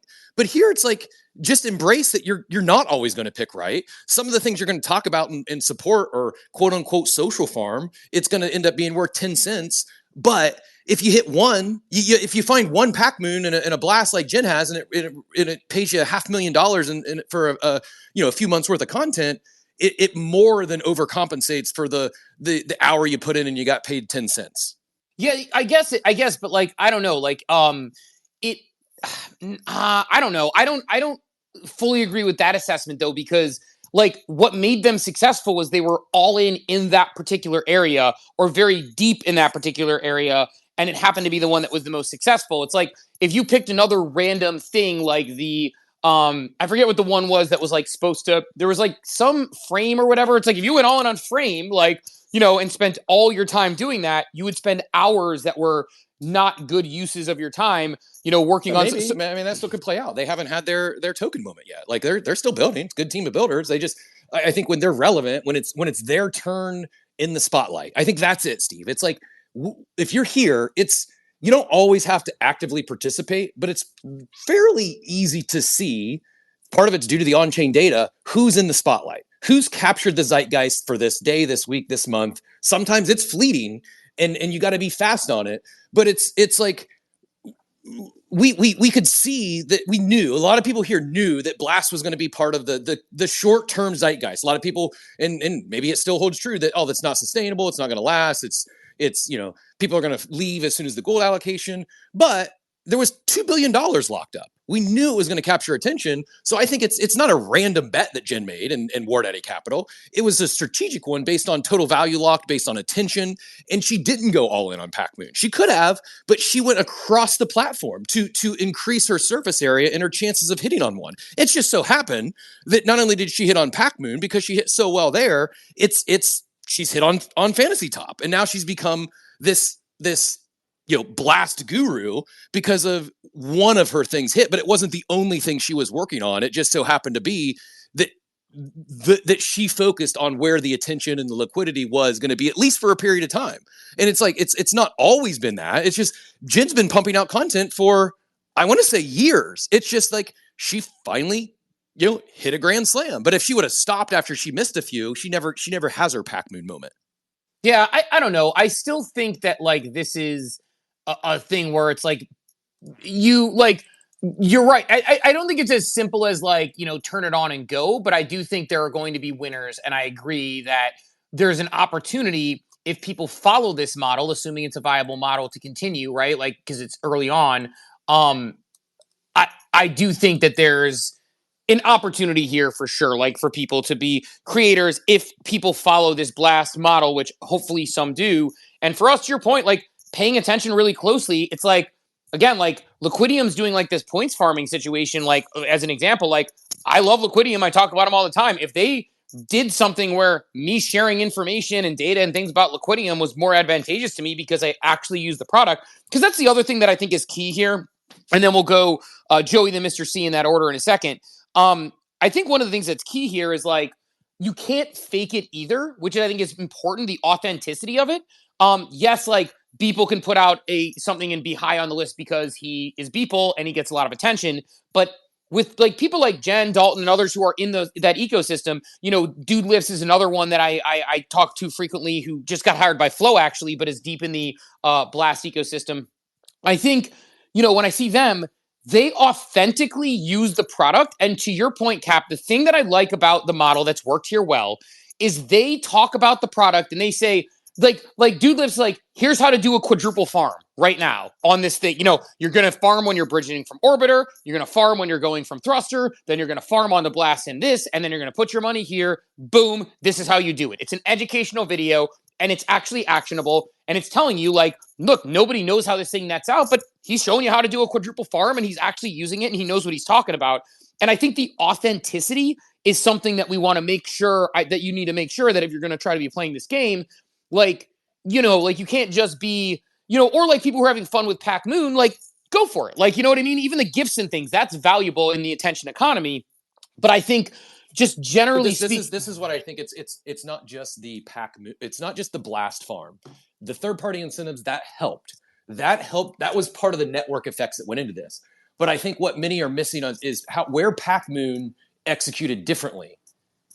And I don't know if everyone has grasped this yet or has realized this yet, is a lot of the other farms, all you had to do was either tag or a certain hashtag. And that led to a lot of spam, a lot of non-authentic posts that people were just spamming everything because they thought that was a good farm. And that led to people muting it. People didn't mute Jen. People didn't mute War Daddy Capital because they were Dude Lifts because they were putting out authentic content.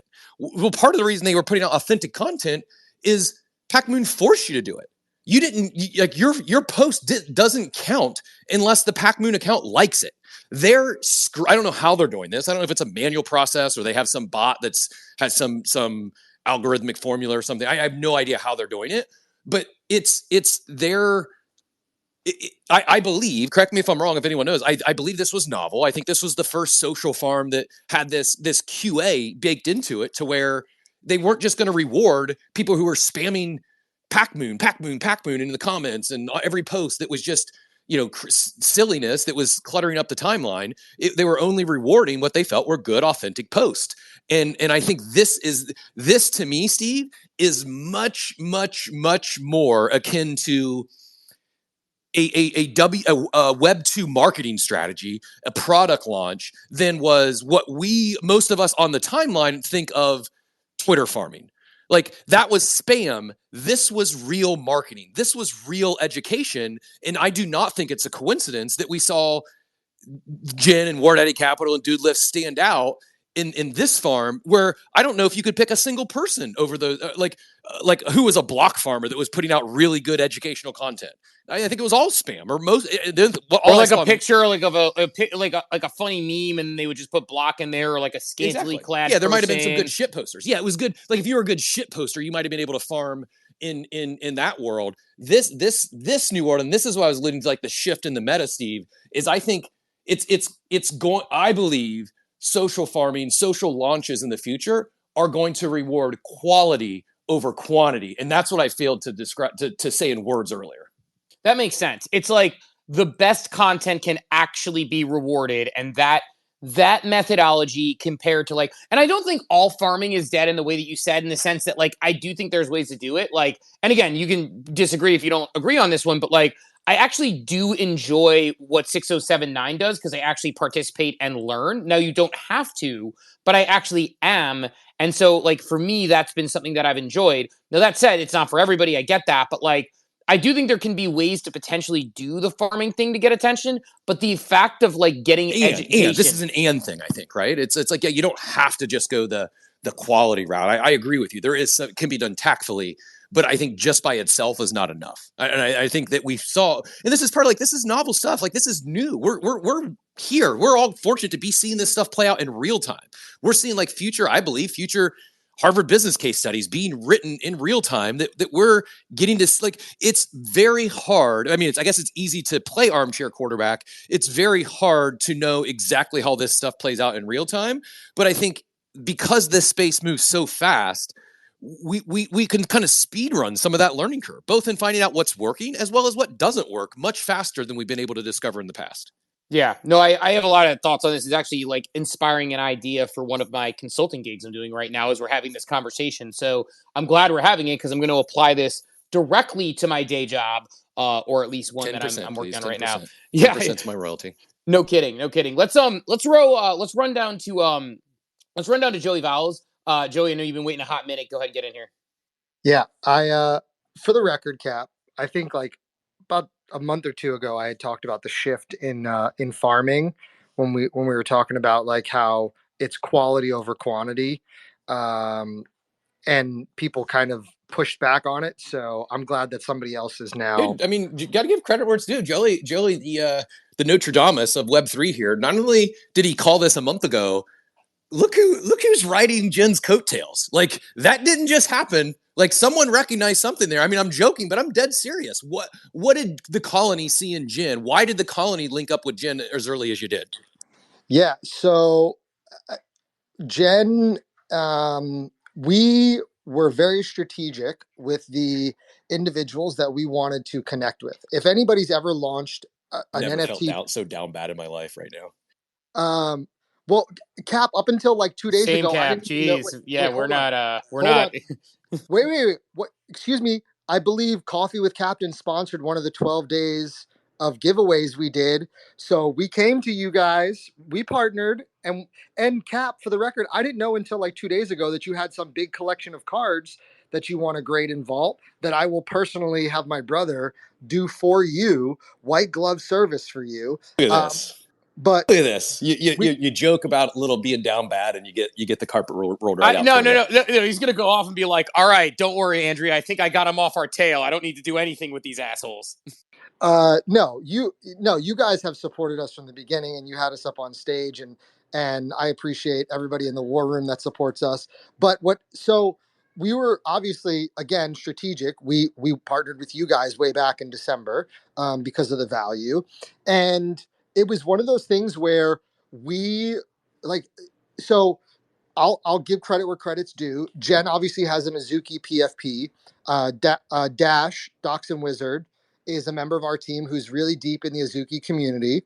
And we saw Jen popping up on the timeline, And we had asked Dash about Jen, and he was like, she's awesome, this and that. And we were like, she's putting out great content. We need to reach out to her, you know, have a conversation, because she was very vocal about RWAs and the future of it. And we just saw an opportunity to, the biggest thing with Jen for us was, it is her, right?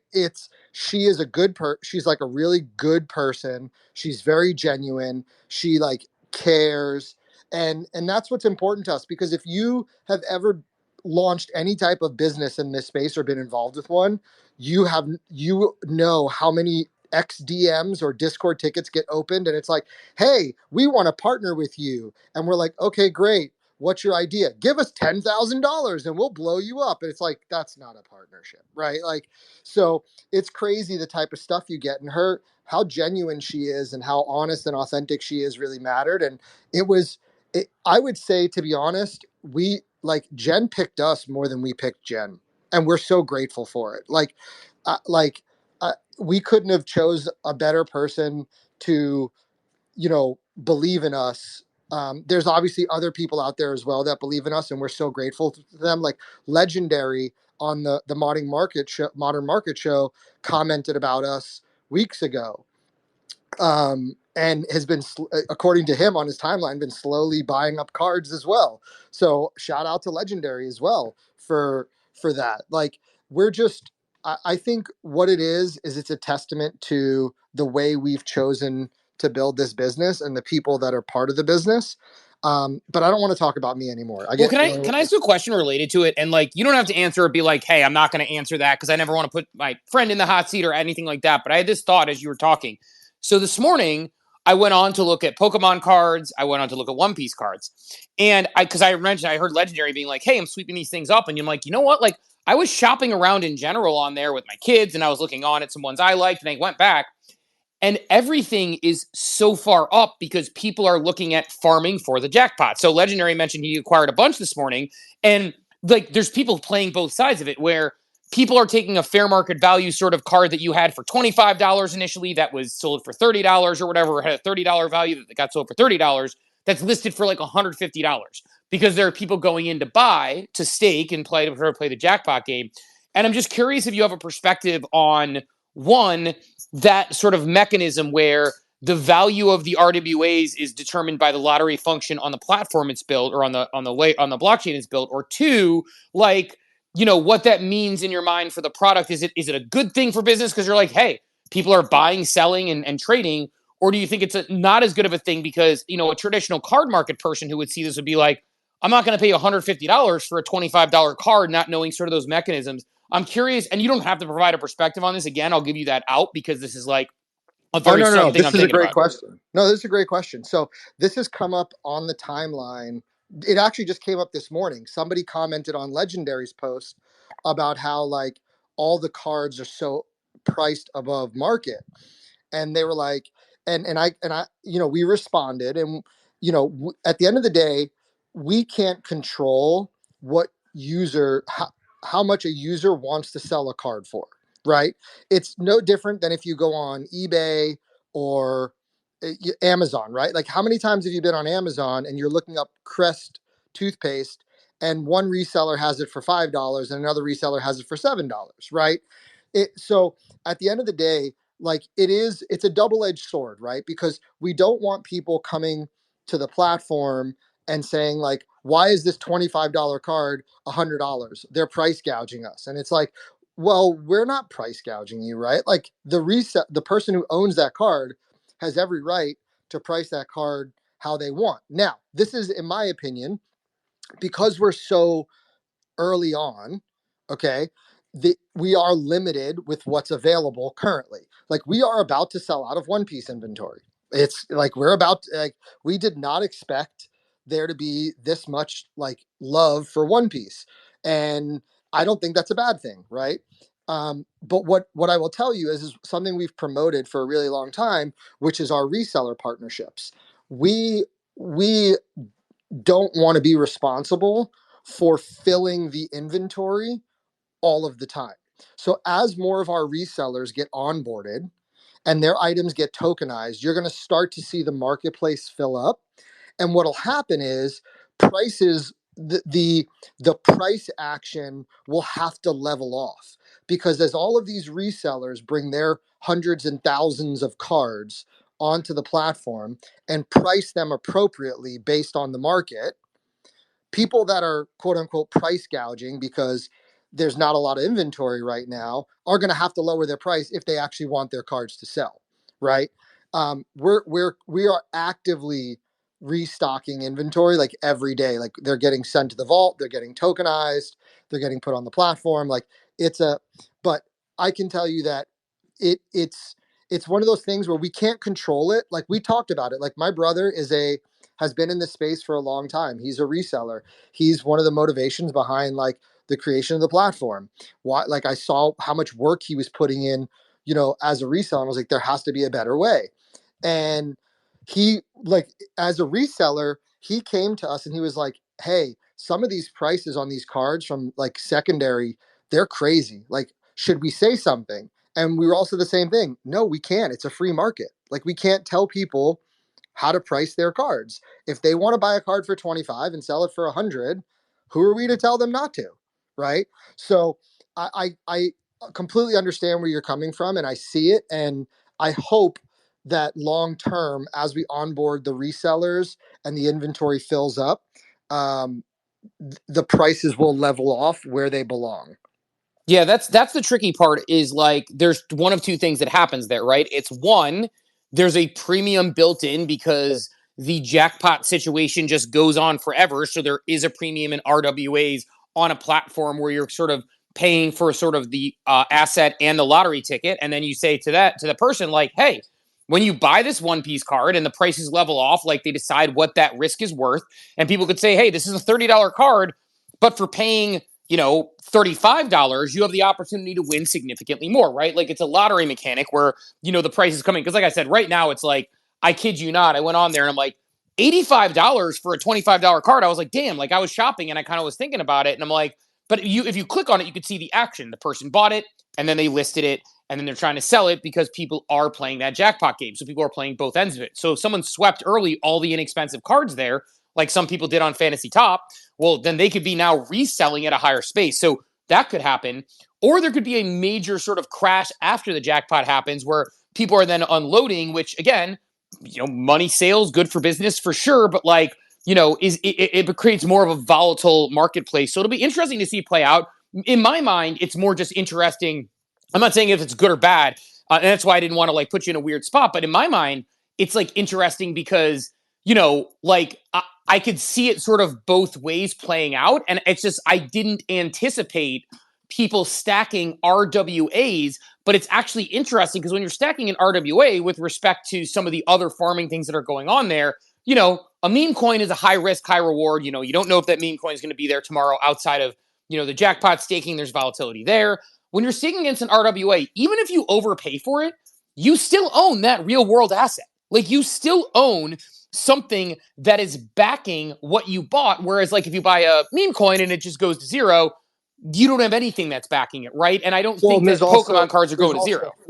There's also a floor on that asset too, right? Yeah, there's a floor no matter what. Not like the floor is not like a floor in NFTs is what you're saying. It's a floor. Like there's a floor. Like there's very, very few instances in the collectible world, right? When it comes to cards, video games, right, whatever it is, there's very few instances where a $25, $50, $100 collectible ever drops below what you paid for it, right? Because again, as it ages, it becomes more collectible, less in circulation, especially if it's a 10, right? If it's graded a 9 or a 10, you're even if you might pay an extra $5 or $10 for it. Let's just say you bought it on secondary from somebody who jacked up the price. There's a really good chance that if you're holding it, it'll go up, or it's just going to stay the same. Whereas with these other assets, you're right, the volatility of floor price on an NFT and meme coin and all that stuff. Okay, I wanted to say something about the creator, Jen, and the other creators though, which is why I had my hand up.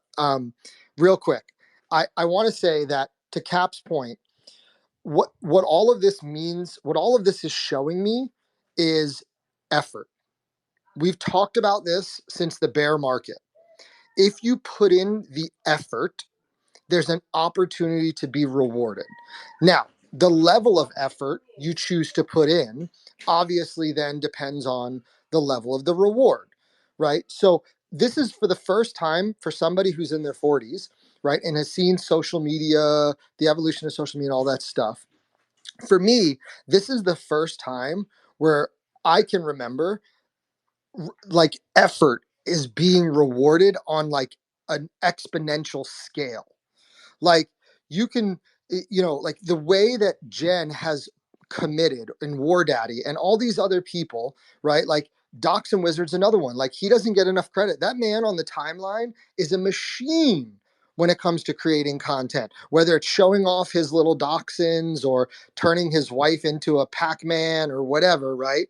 Like the effort that people are putting in is being rewarded. And to me, that's what matters the most. Like I don't think the farming of like just putting $ portal, like to me that's not effort. To me that's just right. Like I just love what we're seeing from these creators, and it should be, instead of people saying like it should be like a motivation, right? It should be like um people should get excited and say like, wow, so this is the effort that all these people are putting in. If I can just put in a quarter of that, look at how I can be rewarded. And it should be motivating people to be involved and excited. And that's what I love. I love that they're rewarding people that are actually putting in the effort and the care. Yeah, I think it's a good point as far as like being thoughtful about like the actual high effort being rewarded, which is something Cap was saying, like actually seeing quality content continue to rise to the top is very cool. So I love seeing that.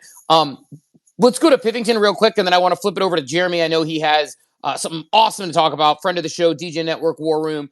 Pretty excited for his announcement as we talk about a little L2 summer action. But Pivington, go ahead and get back in here.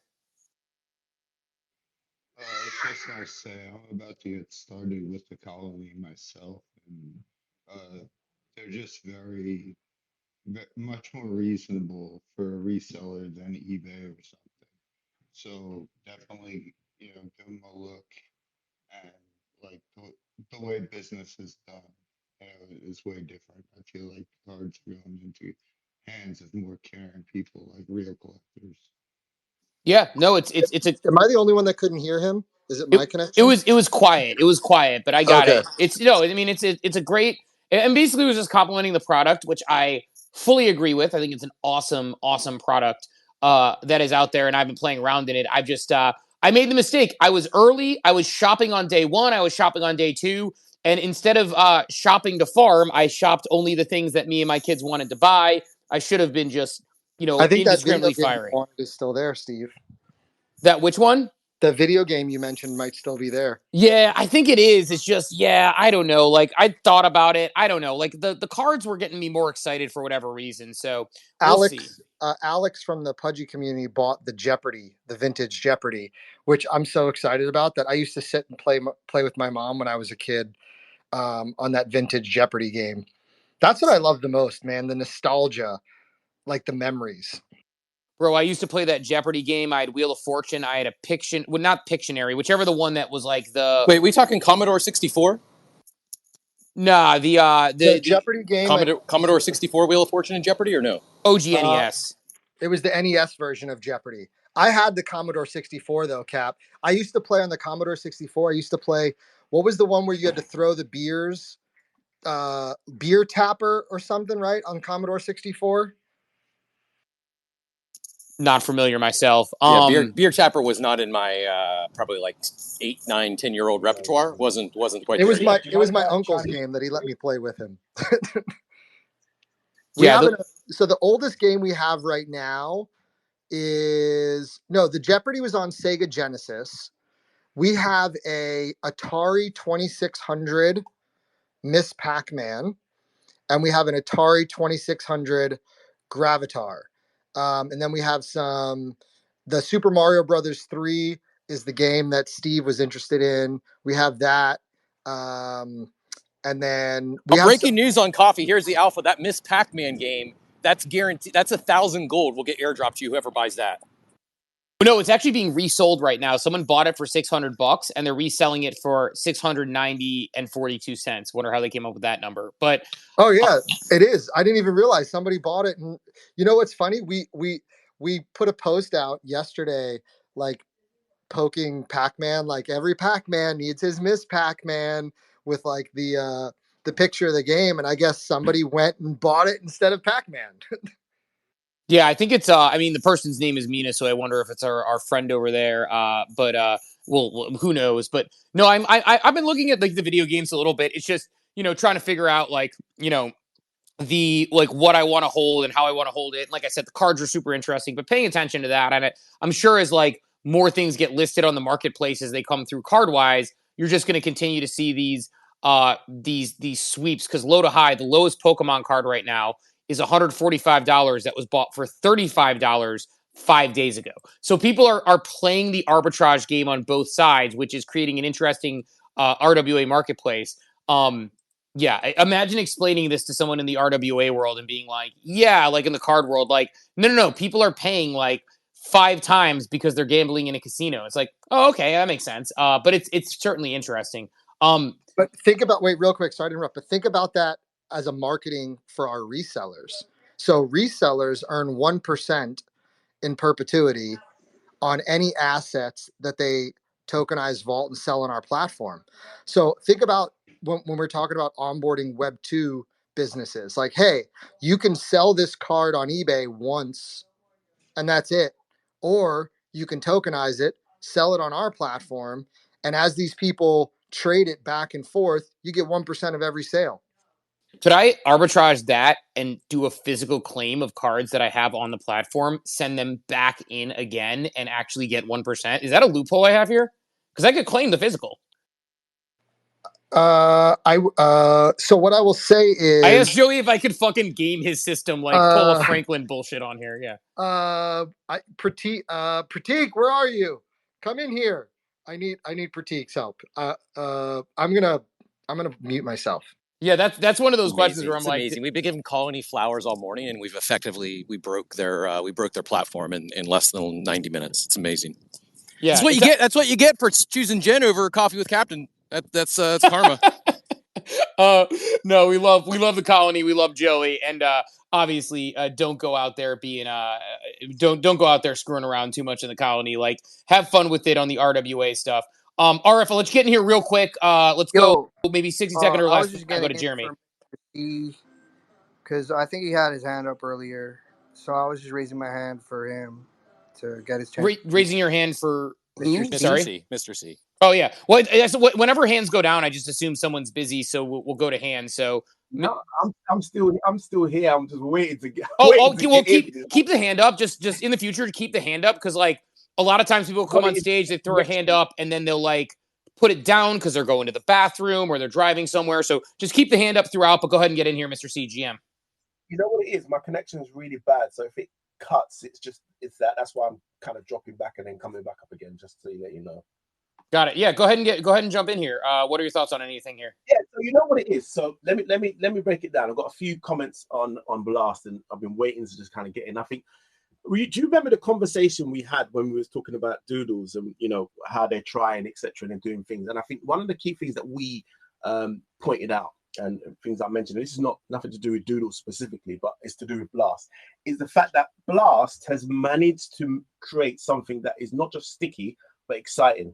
Now, I say this because it took me a little while, right, to really understand the ecosystem. I had to actually watch a few of Jen's videos. And to be honest, this is why I'm actually appreciative of not just Jen, but a couple of other people in the ecosystem, Jen, Q, Candice, and a few others who kind of brought me onto it. But two things. One, what Blast has done for me is probably the most exciting thing that I've seen in the NFT ecosystem for a little while.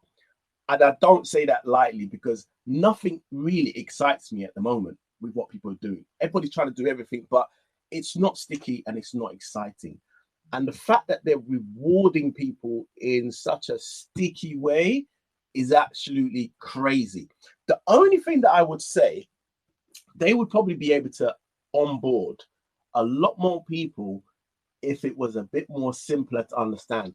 Now, what do I mean about that?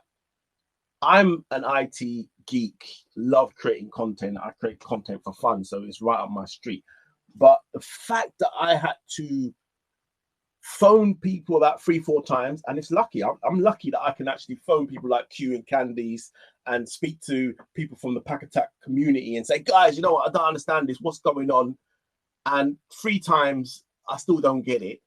And then I watch Jen's video, and then the penny drops. I play with some of the dApps, and I'm thinking, oh shit, excuse my language. I see what these guys are doing, and it's crazy.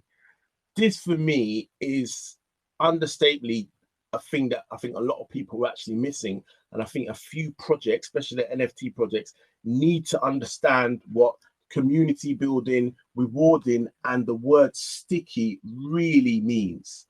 Yeah. You guys have brought it up a couple of times, but for me, that's what I kind of really wanted to kind of point out here. I'm hoping onto something. And the reason why I say that, because the other side of the coin, and I say this no pun intended, right, is you've got to be careful, because I always make this comment to Q, because I've been in crypto industry for a long time, since 2013, and I always say they're trying to steal your Bitcoin, they're trying to steal your Ethereum, because at the end of the day, you still have to bridge over some money. So be careful of that point, because if it all fails, then we're all screwed. But on the positive note, if they get this right, that's where the bull run starts for NFT. And I will pause there and hand it to you guys. No, I think it's a good point about general user incentives and general incentivization model. Like, you know, I think but the thing that we need to do is like, it's the thing that I will say, and this is like my taking the other side of it, is I agree. I had a point of it yesterday. I think they built a loyalty system. It's sticky. The question is, does it play out and continue to be sustainable? Or is it, you know, when people use the term Ponzi, which I think is lazy in this instance, because I think people will just dismiss it because, yes, you're putting money in, you're hoping for future return, they're trying to lock it through, you're paying new users with old money is the theory behind that, which I don't necessarily think is the case, right? But like, or paying old users with new money.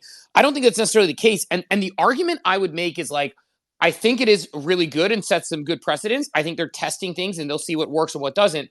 I do think when you flip onto the other side of it, there's some questions of, is it sustainable, and does the punch bowl get pulled away at some point? And that's the thing that I think people are watching for. And again, it's not all going to be perfect. There are going to be things that work, things that don't, and I think that they adjust accordingly. But can it be this sticky forever with this many incentives and this much excitement and giving builders this much of an advantage for building? Here's the flip side of that.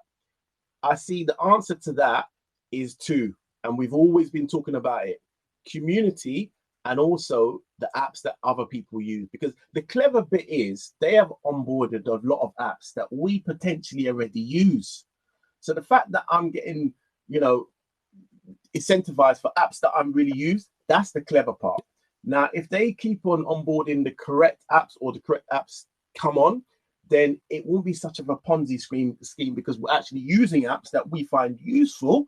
If we're trying to exchange a currency, you know, whether it's Wasabi or whether it's Thrust or whatever, I use those, and actually using them is actually helping me. If they can continue that, then great. If not, that is also the same question. It's like, is this sustainable? Because it's almost scary in the sense that, like I said, I haven't been so enthusiastic about any sort of application or that for a long time.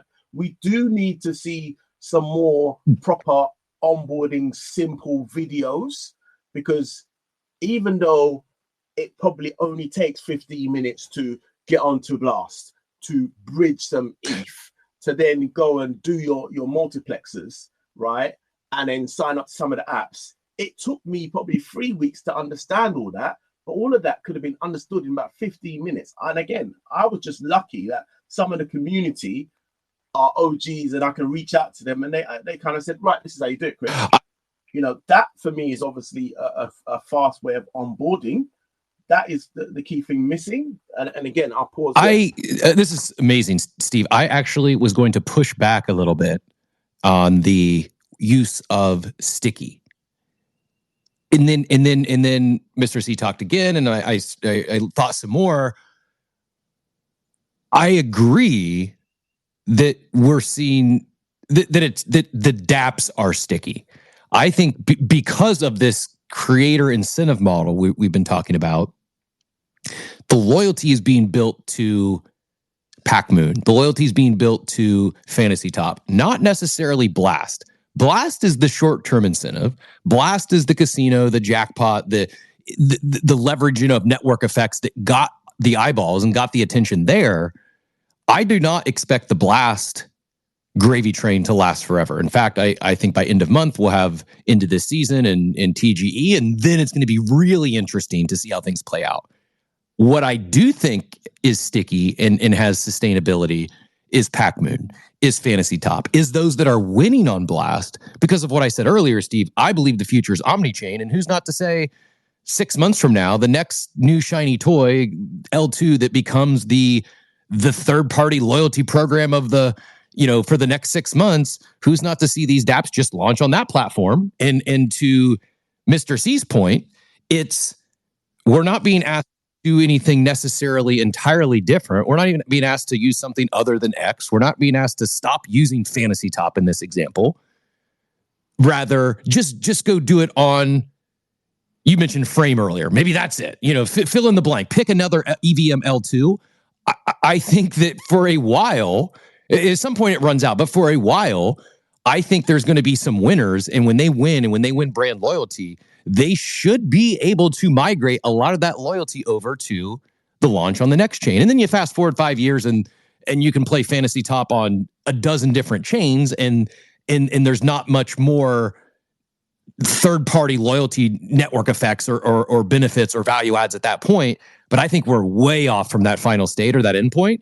And I think specifically EVM, specifically Ethereum layer 2s, I have a hard time seeing that this playbook will not be rinsed and repeated successfully multiple times. Yeah, like that's what'll be interesting to follow is, will we see it? Sorry, Joey. Actually, Joey, go ahead and get back. I just want to add something that Cap said. So we talked about this the other day about why build on Blast. At the end of the day, you still have to build a really good product and a really good business in order to keep people if and when the farming and the gold runs out. And I think that's the motivation.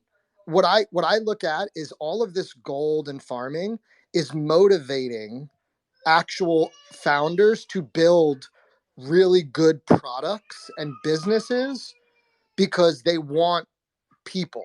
So I think that it might run out and all that stuff like that, but I think what it's doing is it's motivating us to create really awesome products that are going to last when it does run out. I actually, probably topic for another day because I have some stuff to get to and I want to get over to Jeremy. But I'll say this: I actually think in the moment it hits both ends of the spectrum. I don't think it's a carte blanche. It motivates people to build really good products.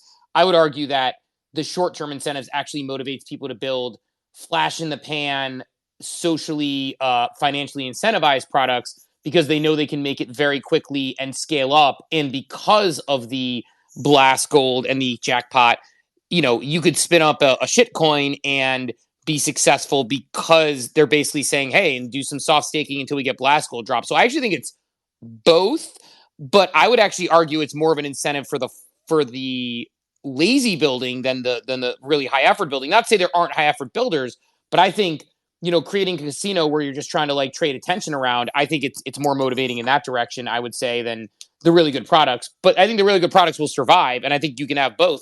To the point, Colony is a really great product and I think it easily survives. Right. But I do think right now that's what happens. And my more thing is I think Cap, your point is spot on. I'm more just saying, a lot of people are well, Blast is, the future and this and that and the other. And I just want to say the mechanics, I think we're going to learn from what is a sustainable mechanic. And I don't think it's necessarily this crazy one early on, but they're taking advantage of it. And I'm going to be curious when the music runs out on the jackpot and other things like that, and the ability to distribute Blast Gold to everybody building, what's going to be the most successful sticky mechanics. And I have no doubt that team will come up with one because they always do. But that's more where my head starts to wonder and just pay attention to like, what are the super sticky things they're doing?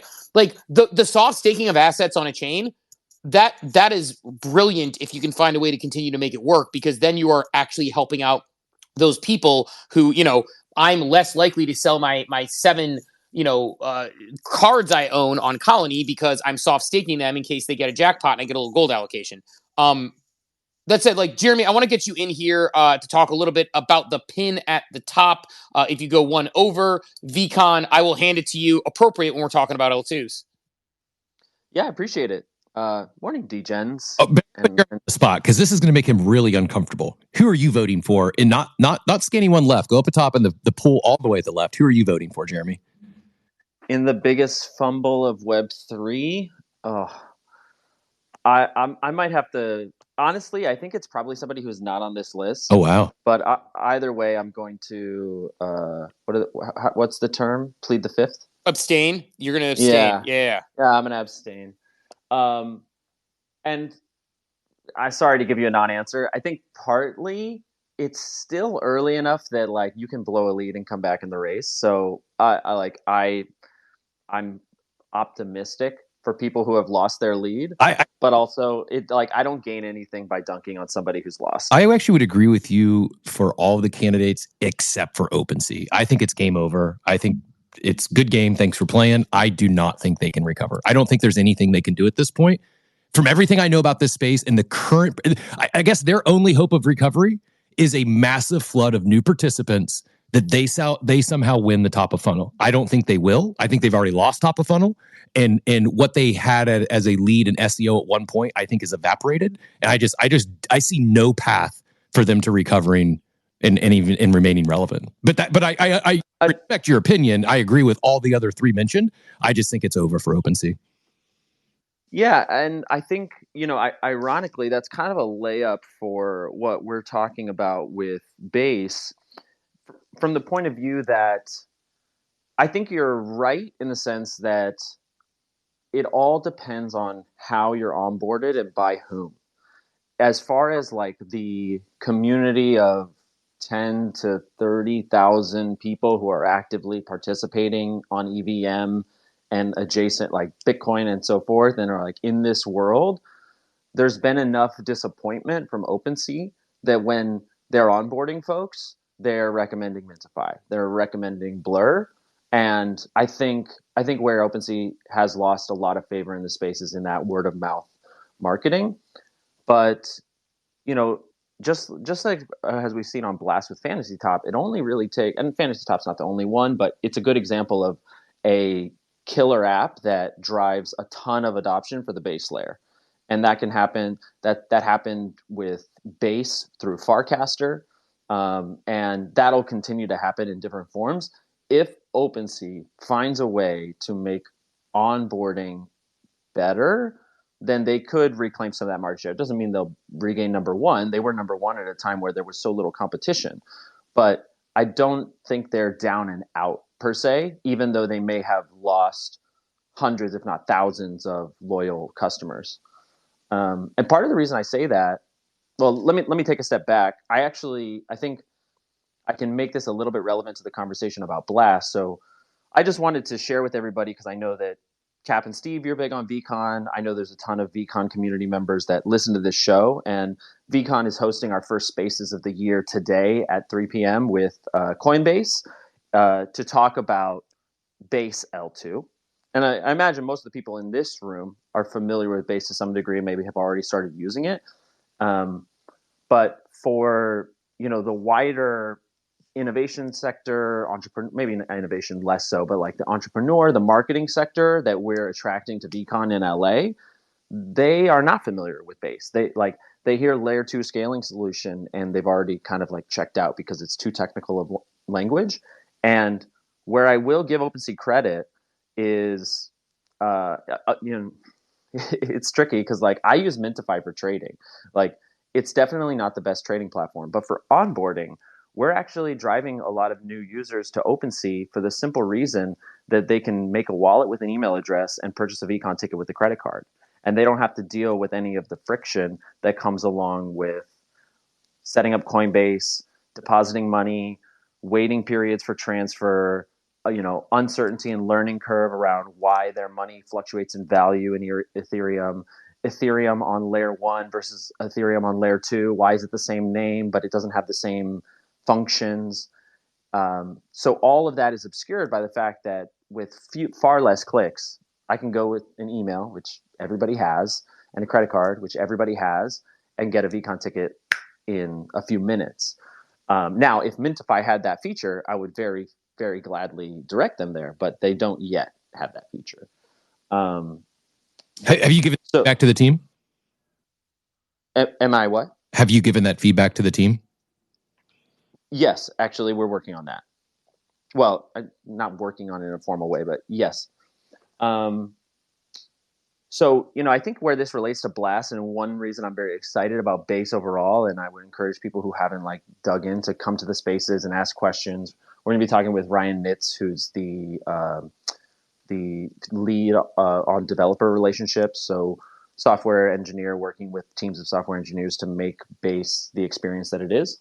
For the VFriends community, there's a large majority of them that are not really on chain in the way that this crew is. And one thing that we've done is we've integrated self-custody wallets into VFriends.com accounts that can be exported, so people can have a kind of an easier trip to getting on chain versus going through the seed phrase process. And soon, smart wallets on Base and just general account abstraction innovation with 4337 will make all of this a lot easier, I think, sooner than later. But one thing that I love watching all of the Blast hype, is that it was largely dismissed across the board for being, a gamble-fi situation. And the conversation that we're happening here is driving incentive to organically develop culture. And I think we've seen time and time again, I feel like we've talked about this on this space before, that technical innovations can move the needle a bit, but it's really culture that is the magnet for people to strive to have a grail that's in that community, or really need to get involved. Culture, and that's a big word, but I think that comes down to values in a large way, and culture is the magnet for any of these L2s to survive the quote unquote browser wars that we're talking about. And I think Base really has done that in a way that is less incentivized and more organic, starting with their developer culture and now expanding farther into the creator culture through Farcaster and Friendtech and other things. Obviously, Friendtech, a much more highly incentivized version of that. But anyway, I think that's where Blast is kind of really hitting a spark and making magic, where it started as, money's on the table, let me go get it. Especially with PackMoon, where something is you literally had zero capital invested to benefit greatly. You didn't necessarily know how greatly and how much that was going to become the meta and the number one leader. But even $100, $200, $300 in rewards for a creator who wants to get involved, that can be the initial seed that really allows someone to build wealth in the space. So I think those incentives are incredibly powerful. But I do think, and we've been talking about this, is once the incentives dry up, attention will move. And so what's magic, and we're seeing the early stages of it now, is the organic culture being built on top of that, because people are connecting within these communities like PackMoon and Blast City and whatever else, Fantasy Top for sure. And so I think that's a really key component of any L2 success. And Base already has that in a large degree. I'm very, very excited for On-Chain Summer. I don't know how much you guys have talked about that, but there's $2 million available to creators of all types, developers of all types. If you're passionate about Farcaster, you want to build frames and actions, there's gas credits to onboard your new users. And I think, coming back to culture, one thing that's fun about Base, and we're really digging into internally right now, is kind of making the not just the minting experience, but the act of minting on chain more familiar and commonplace. Every time Coinbase post their earnings report. It's a free mint that's available to people. Through Mirror.xyz, people are minting their blogs on Base in a way that is super cost effective, number one, but also like just it creates more opportunities for the network effect to take hold. And it's that network effect that has the chance of magic to really yield the kind of like, broad culture that I'm speaking about. So we're excited to teach our community about On-Chain Summer, hopefully encourage them to create. Hopefully they get those grants. We'll be doing our own thing. And yeah, VCon tickets are going to be on Base this year, which means that cost to transact is reduced 99%.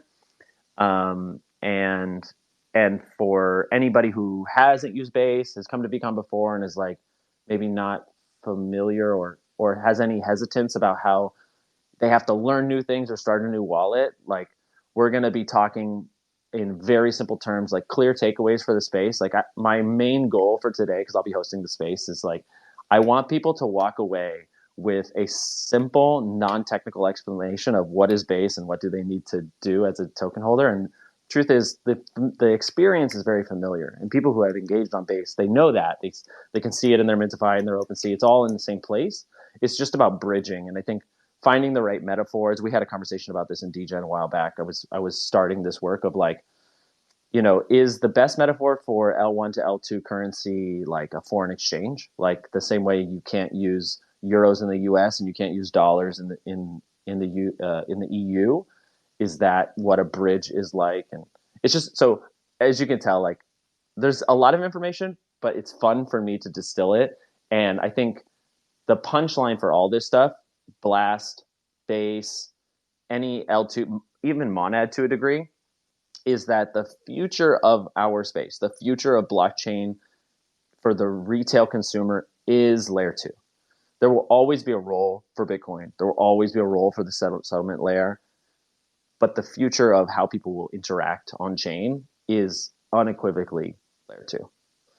So thanks for letting me share that. I know there was a lot. I'll pass it back to you. I've really enjoyed this morning's conversation, Steve. I came in with I felt a thought and some aha moments and light bulbs that kind of went off for me in this whole world we're heading into. This, I've been beating the L2 drum for a while, but even still, some of these dots had not connected. And just the thought of this culture and sticky culture that I know some are still going to disagree with this and have a hard time getting their heads around it. I'm still warming up to it. But using PacMoon as an example, they've built brand loyalty because of how they've executed and rewarded those that have supported them and created that content. I believe that brand loyalty is sticky. And I didn't think that coming in. I thought everything on Blast had a very short lifespan. I've completely changed it's not everything.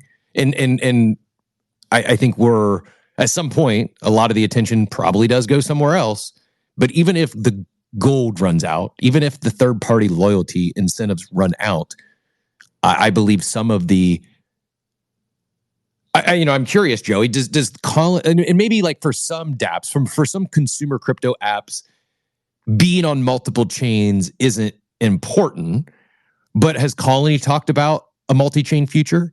Would you like, let's say, whether it's Base or there's some new L2 that launches in 6 months from now, and they've got they're running back the Pac-Man playbook, and they have the full, they're calling it silver or they're calling it platinum instead of gold. Would Colony consider to, would it make sense, or have you had this conversation yet about launching another instance of your app on additional L2s? We might have lost Joey. Might have lost Joey. I was going to say, we'll see. But no, I think it's an interesting discussion overall. Like I'm again, I have no idea where it's going to go. And I think a lot of us are taking guesses this morning and educated ones, but agree wholeheartedly. By the way, thanks Jeremy for coming up and sharing. And again, pinned at the top, a couple over, you can see the space that Jeremy is talking about, that he talked about. If you wanted to look at that was last week. But if you want to continue to engage in that, or I'm sorry, it's tonight. My brain is all funky because the thing said Friday, May 3rd initially and got moved the week. Yeah. Yeah, no, it's confusing because the date there is for the snapshot for Series 1 holders, but the space is actually today at 3 p.m. Yeah, I'm such a, like, I was basically trying to move quickly, and I was like, wait a minute, I thought this space was today, and we literally just talked about it. And looked up, I was like, May 3rd, wait a minute. And then I was like, then I clicked on it, and I'm like, no, reminder set. But anyway, check that out today. I was going to tell people to check it out. Then I was like, shit, I have to say, listen back. Am I out of touch here? But go ahead and check that out. It's always an interesting thing when you're wrong, because you were right, but then thought you were wrong, but you ended up being right.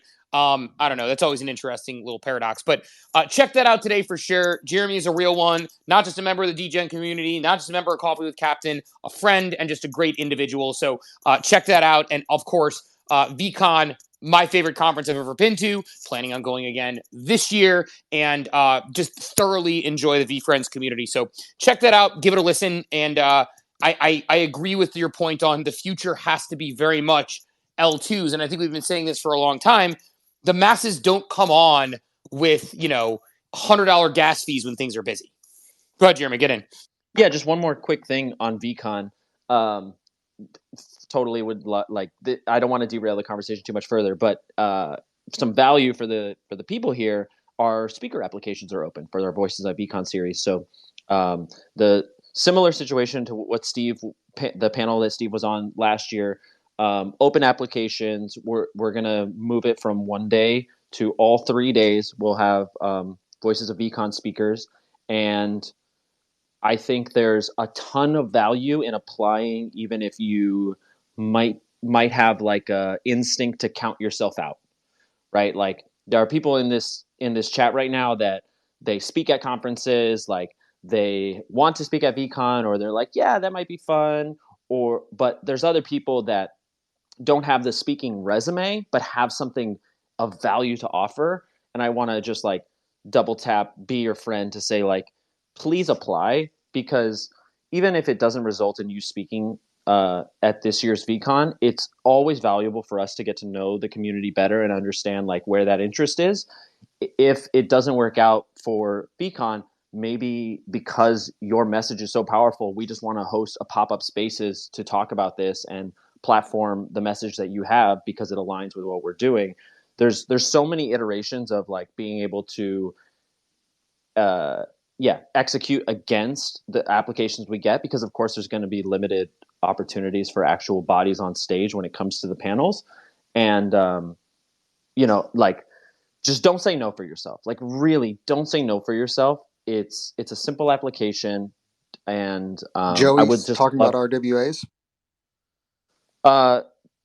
Put it in, man. Put it in. I mean, we're definitely looking at RWAs in general. Like it's a big narrative for this cycle, and like you guys have done a great job of making it accessible, and the innovation is like it's only just getting started there. So absolutely. Sorry, absolutely. shameless shill. No, I mean, there's nothing shameless about it. I was going to say, put in the application, because the downside, it's like, I talk to people about these things with like high upside, limited downside. If you take 10 minutes, 15 minutes to apply for something and you don't get picked, the downside is you're exactly where you're at right now if you didn't apply.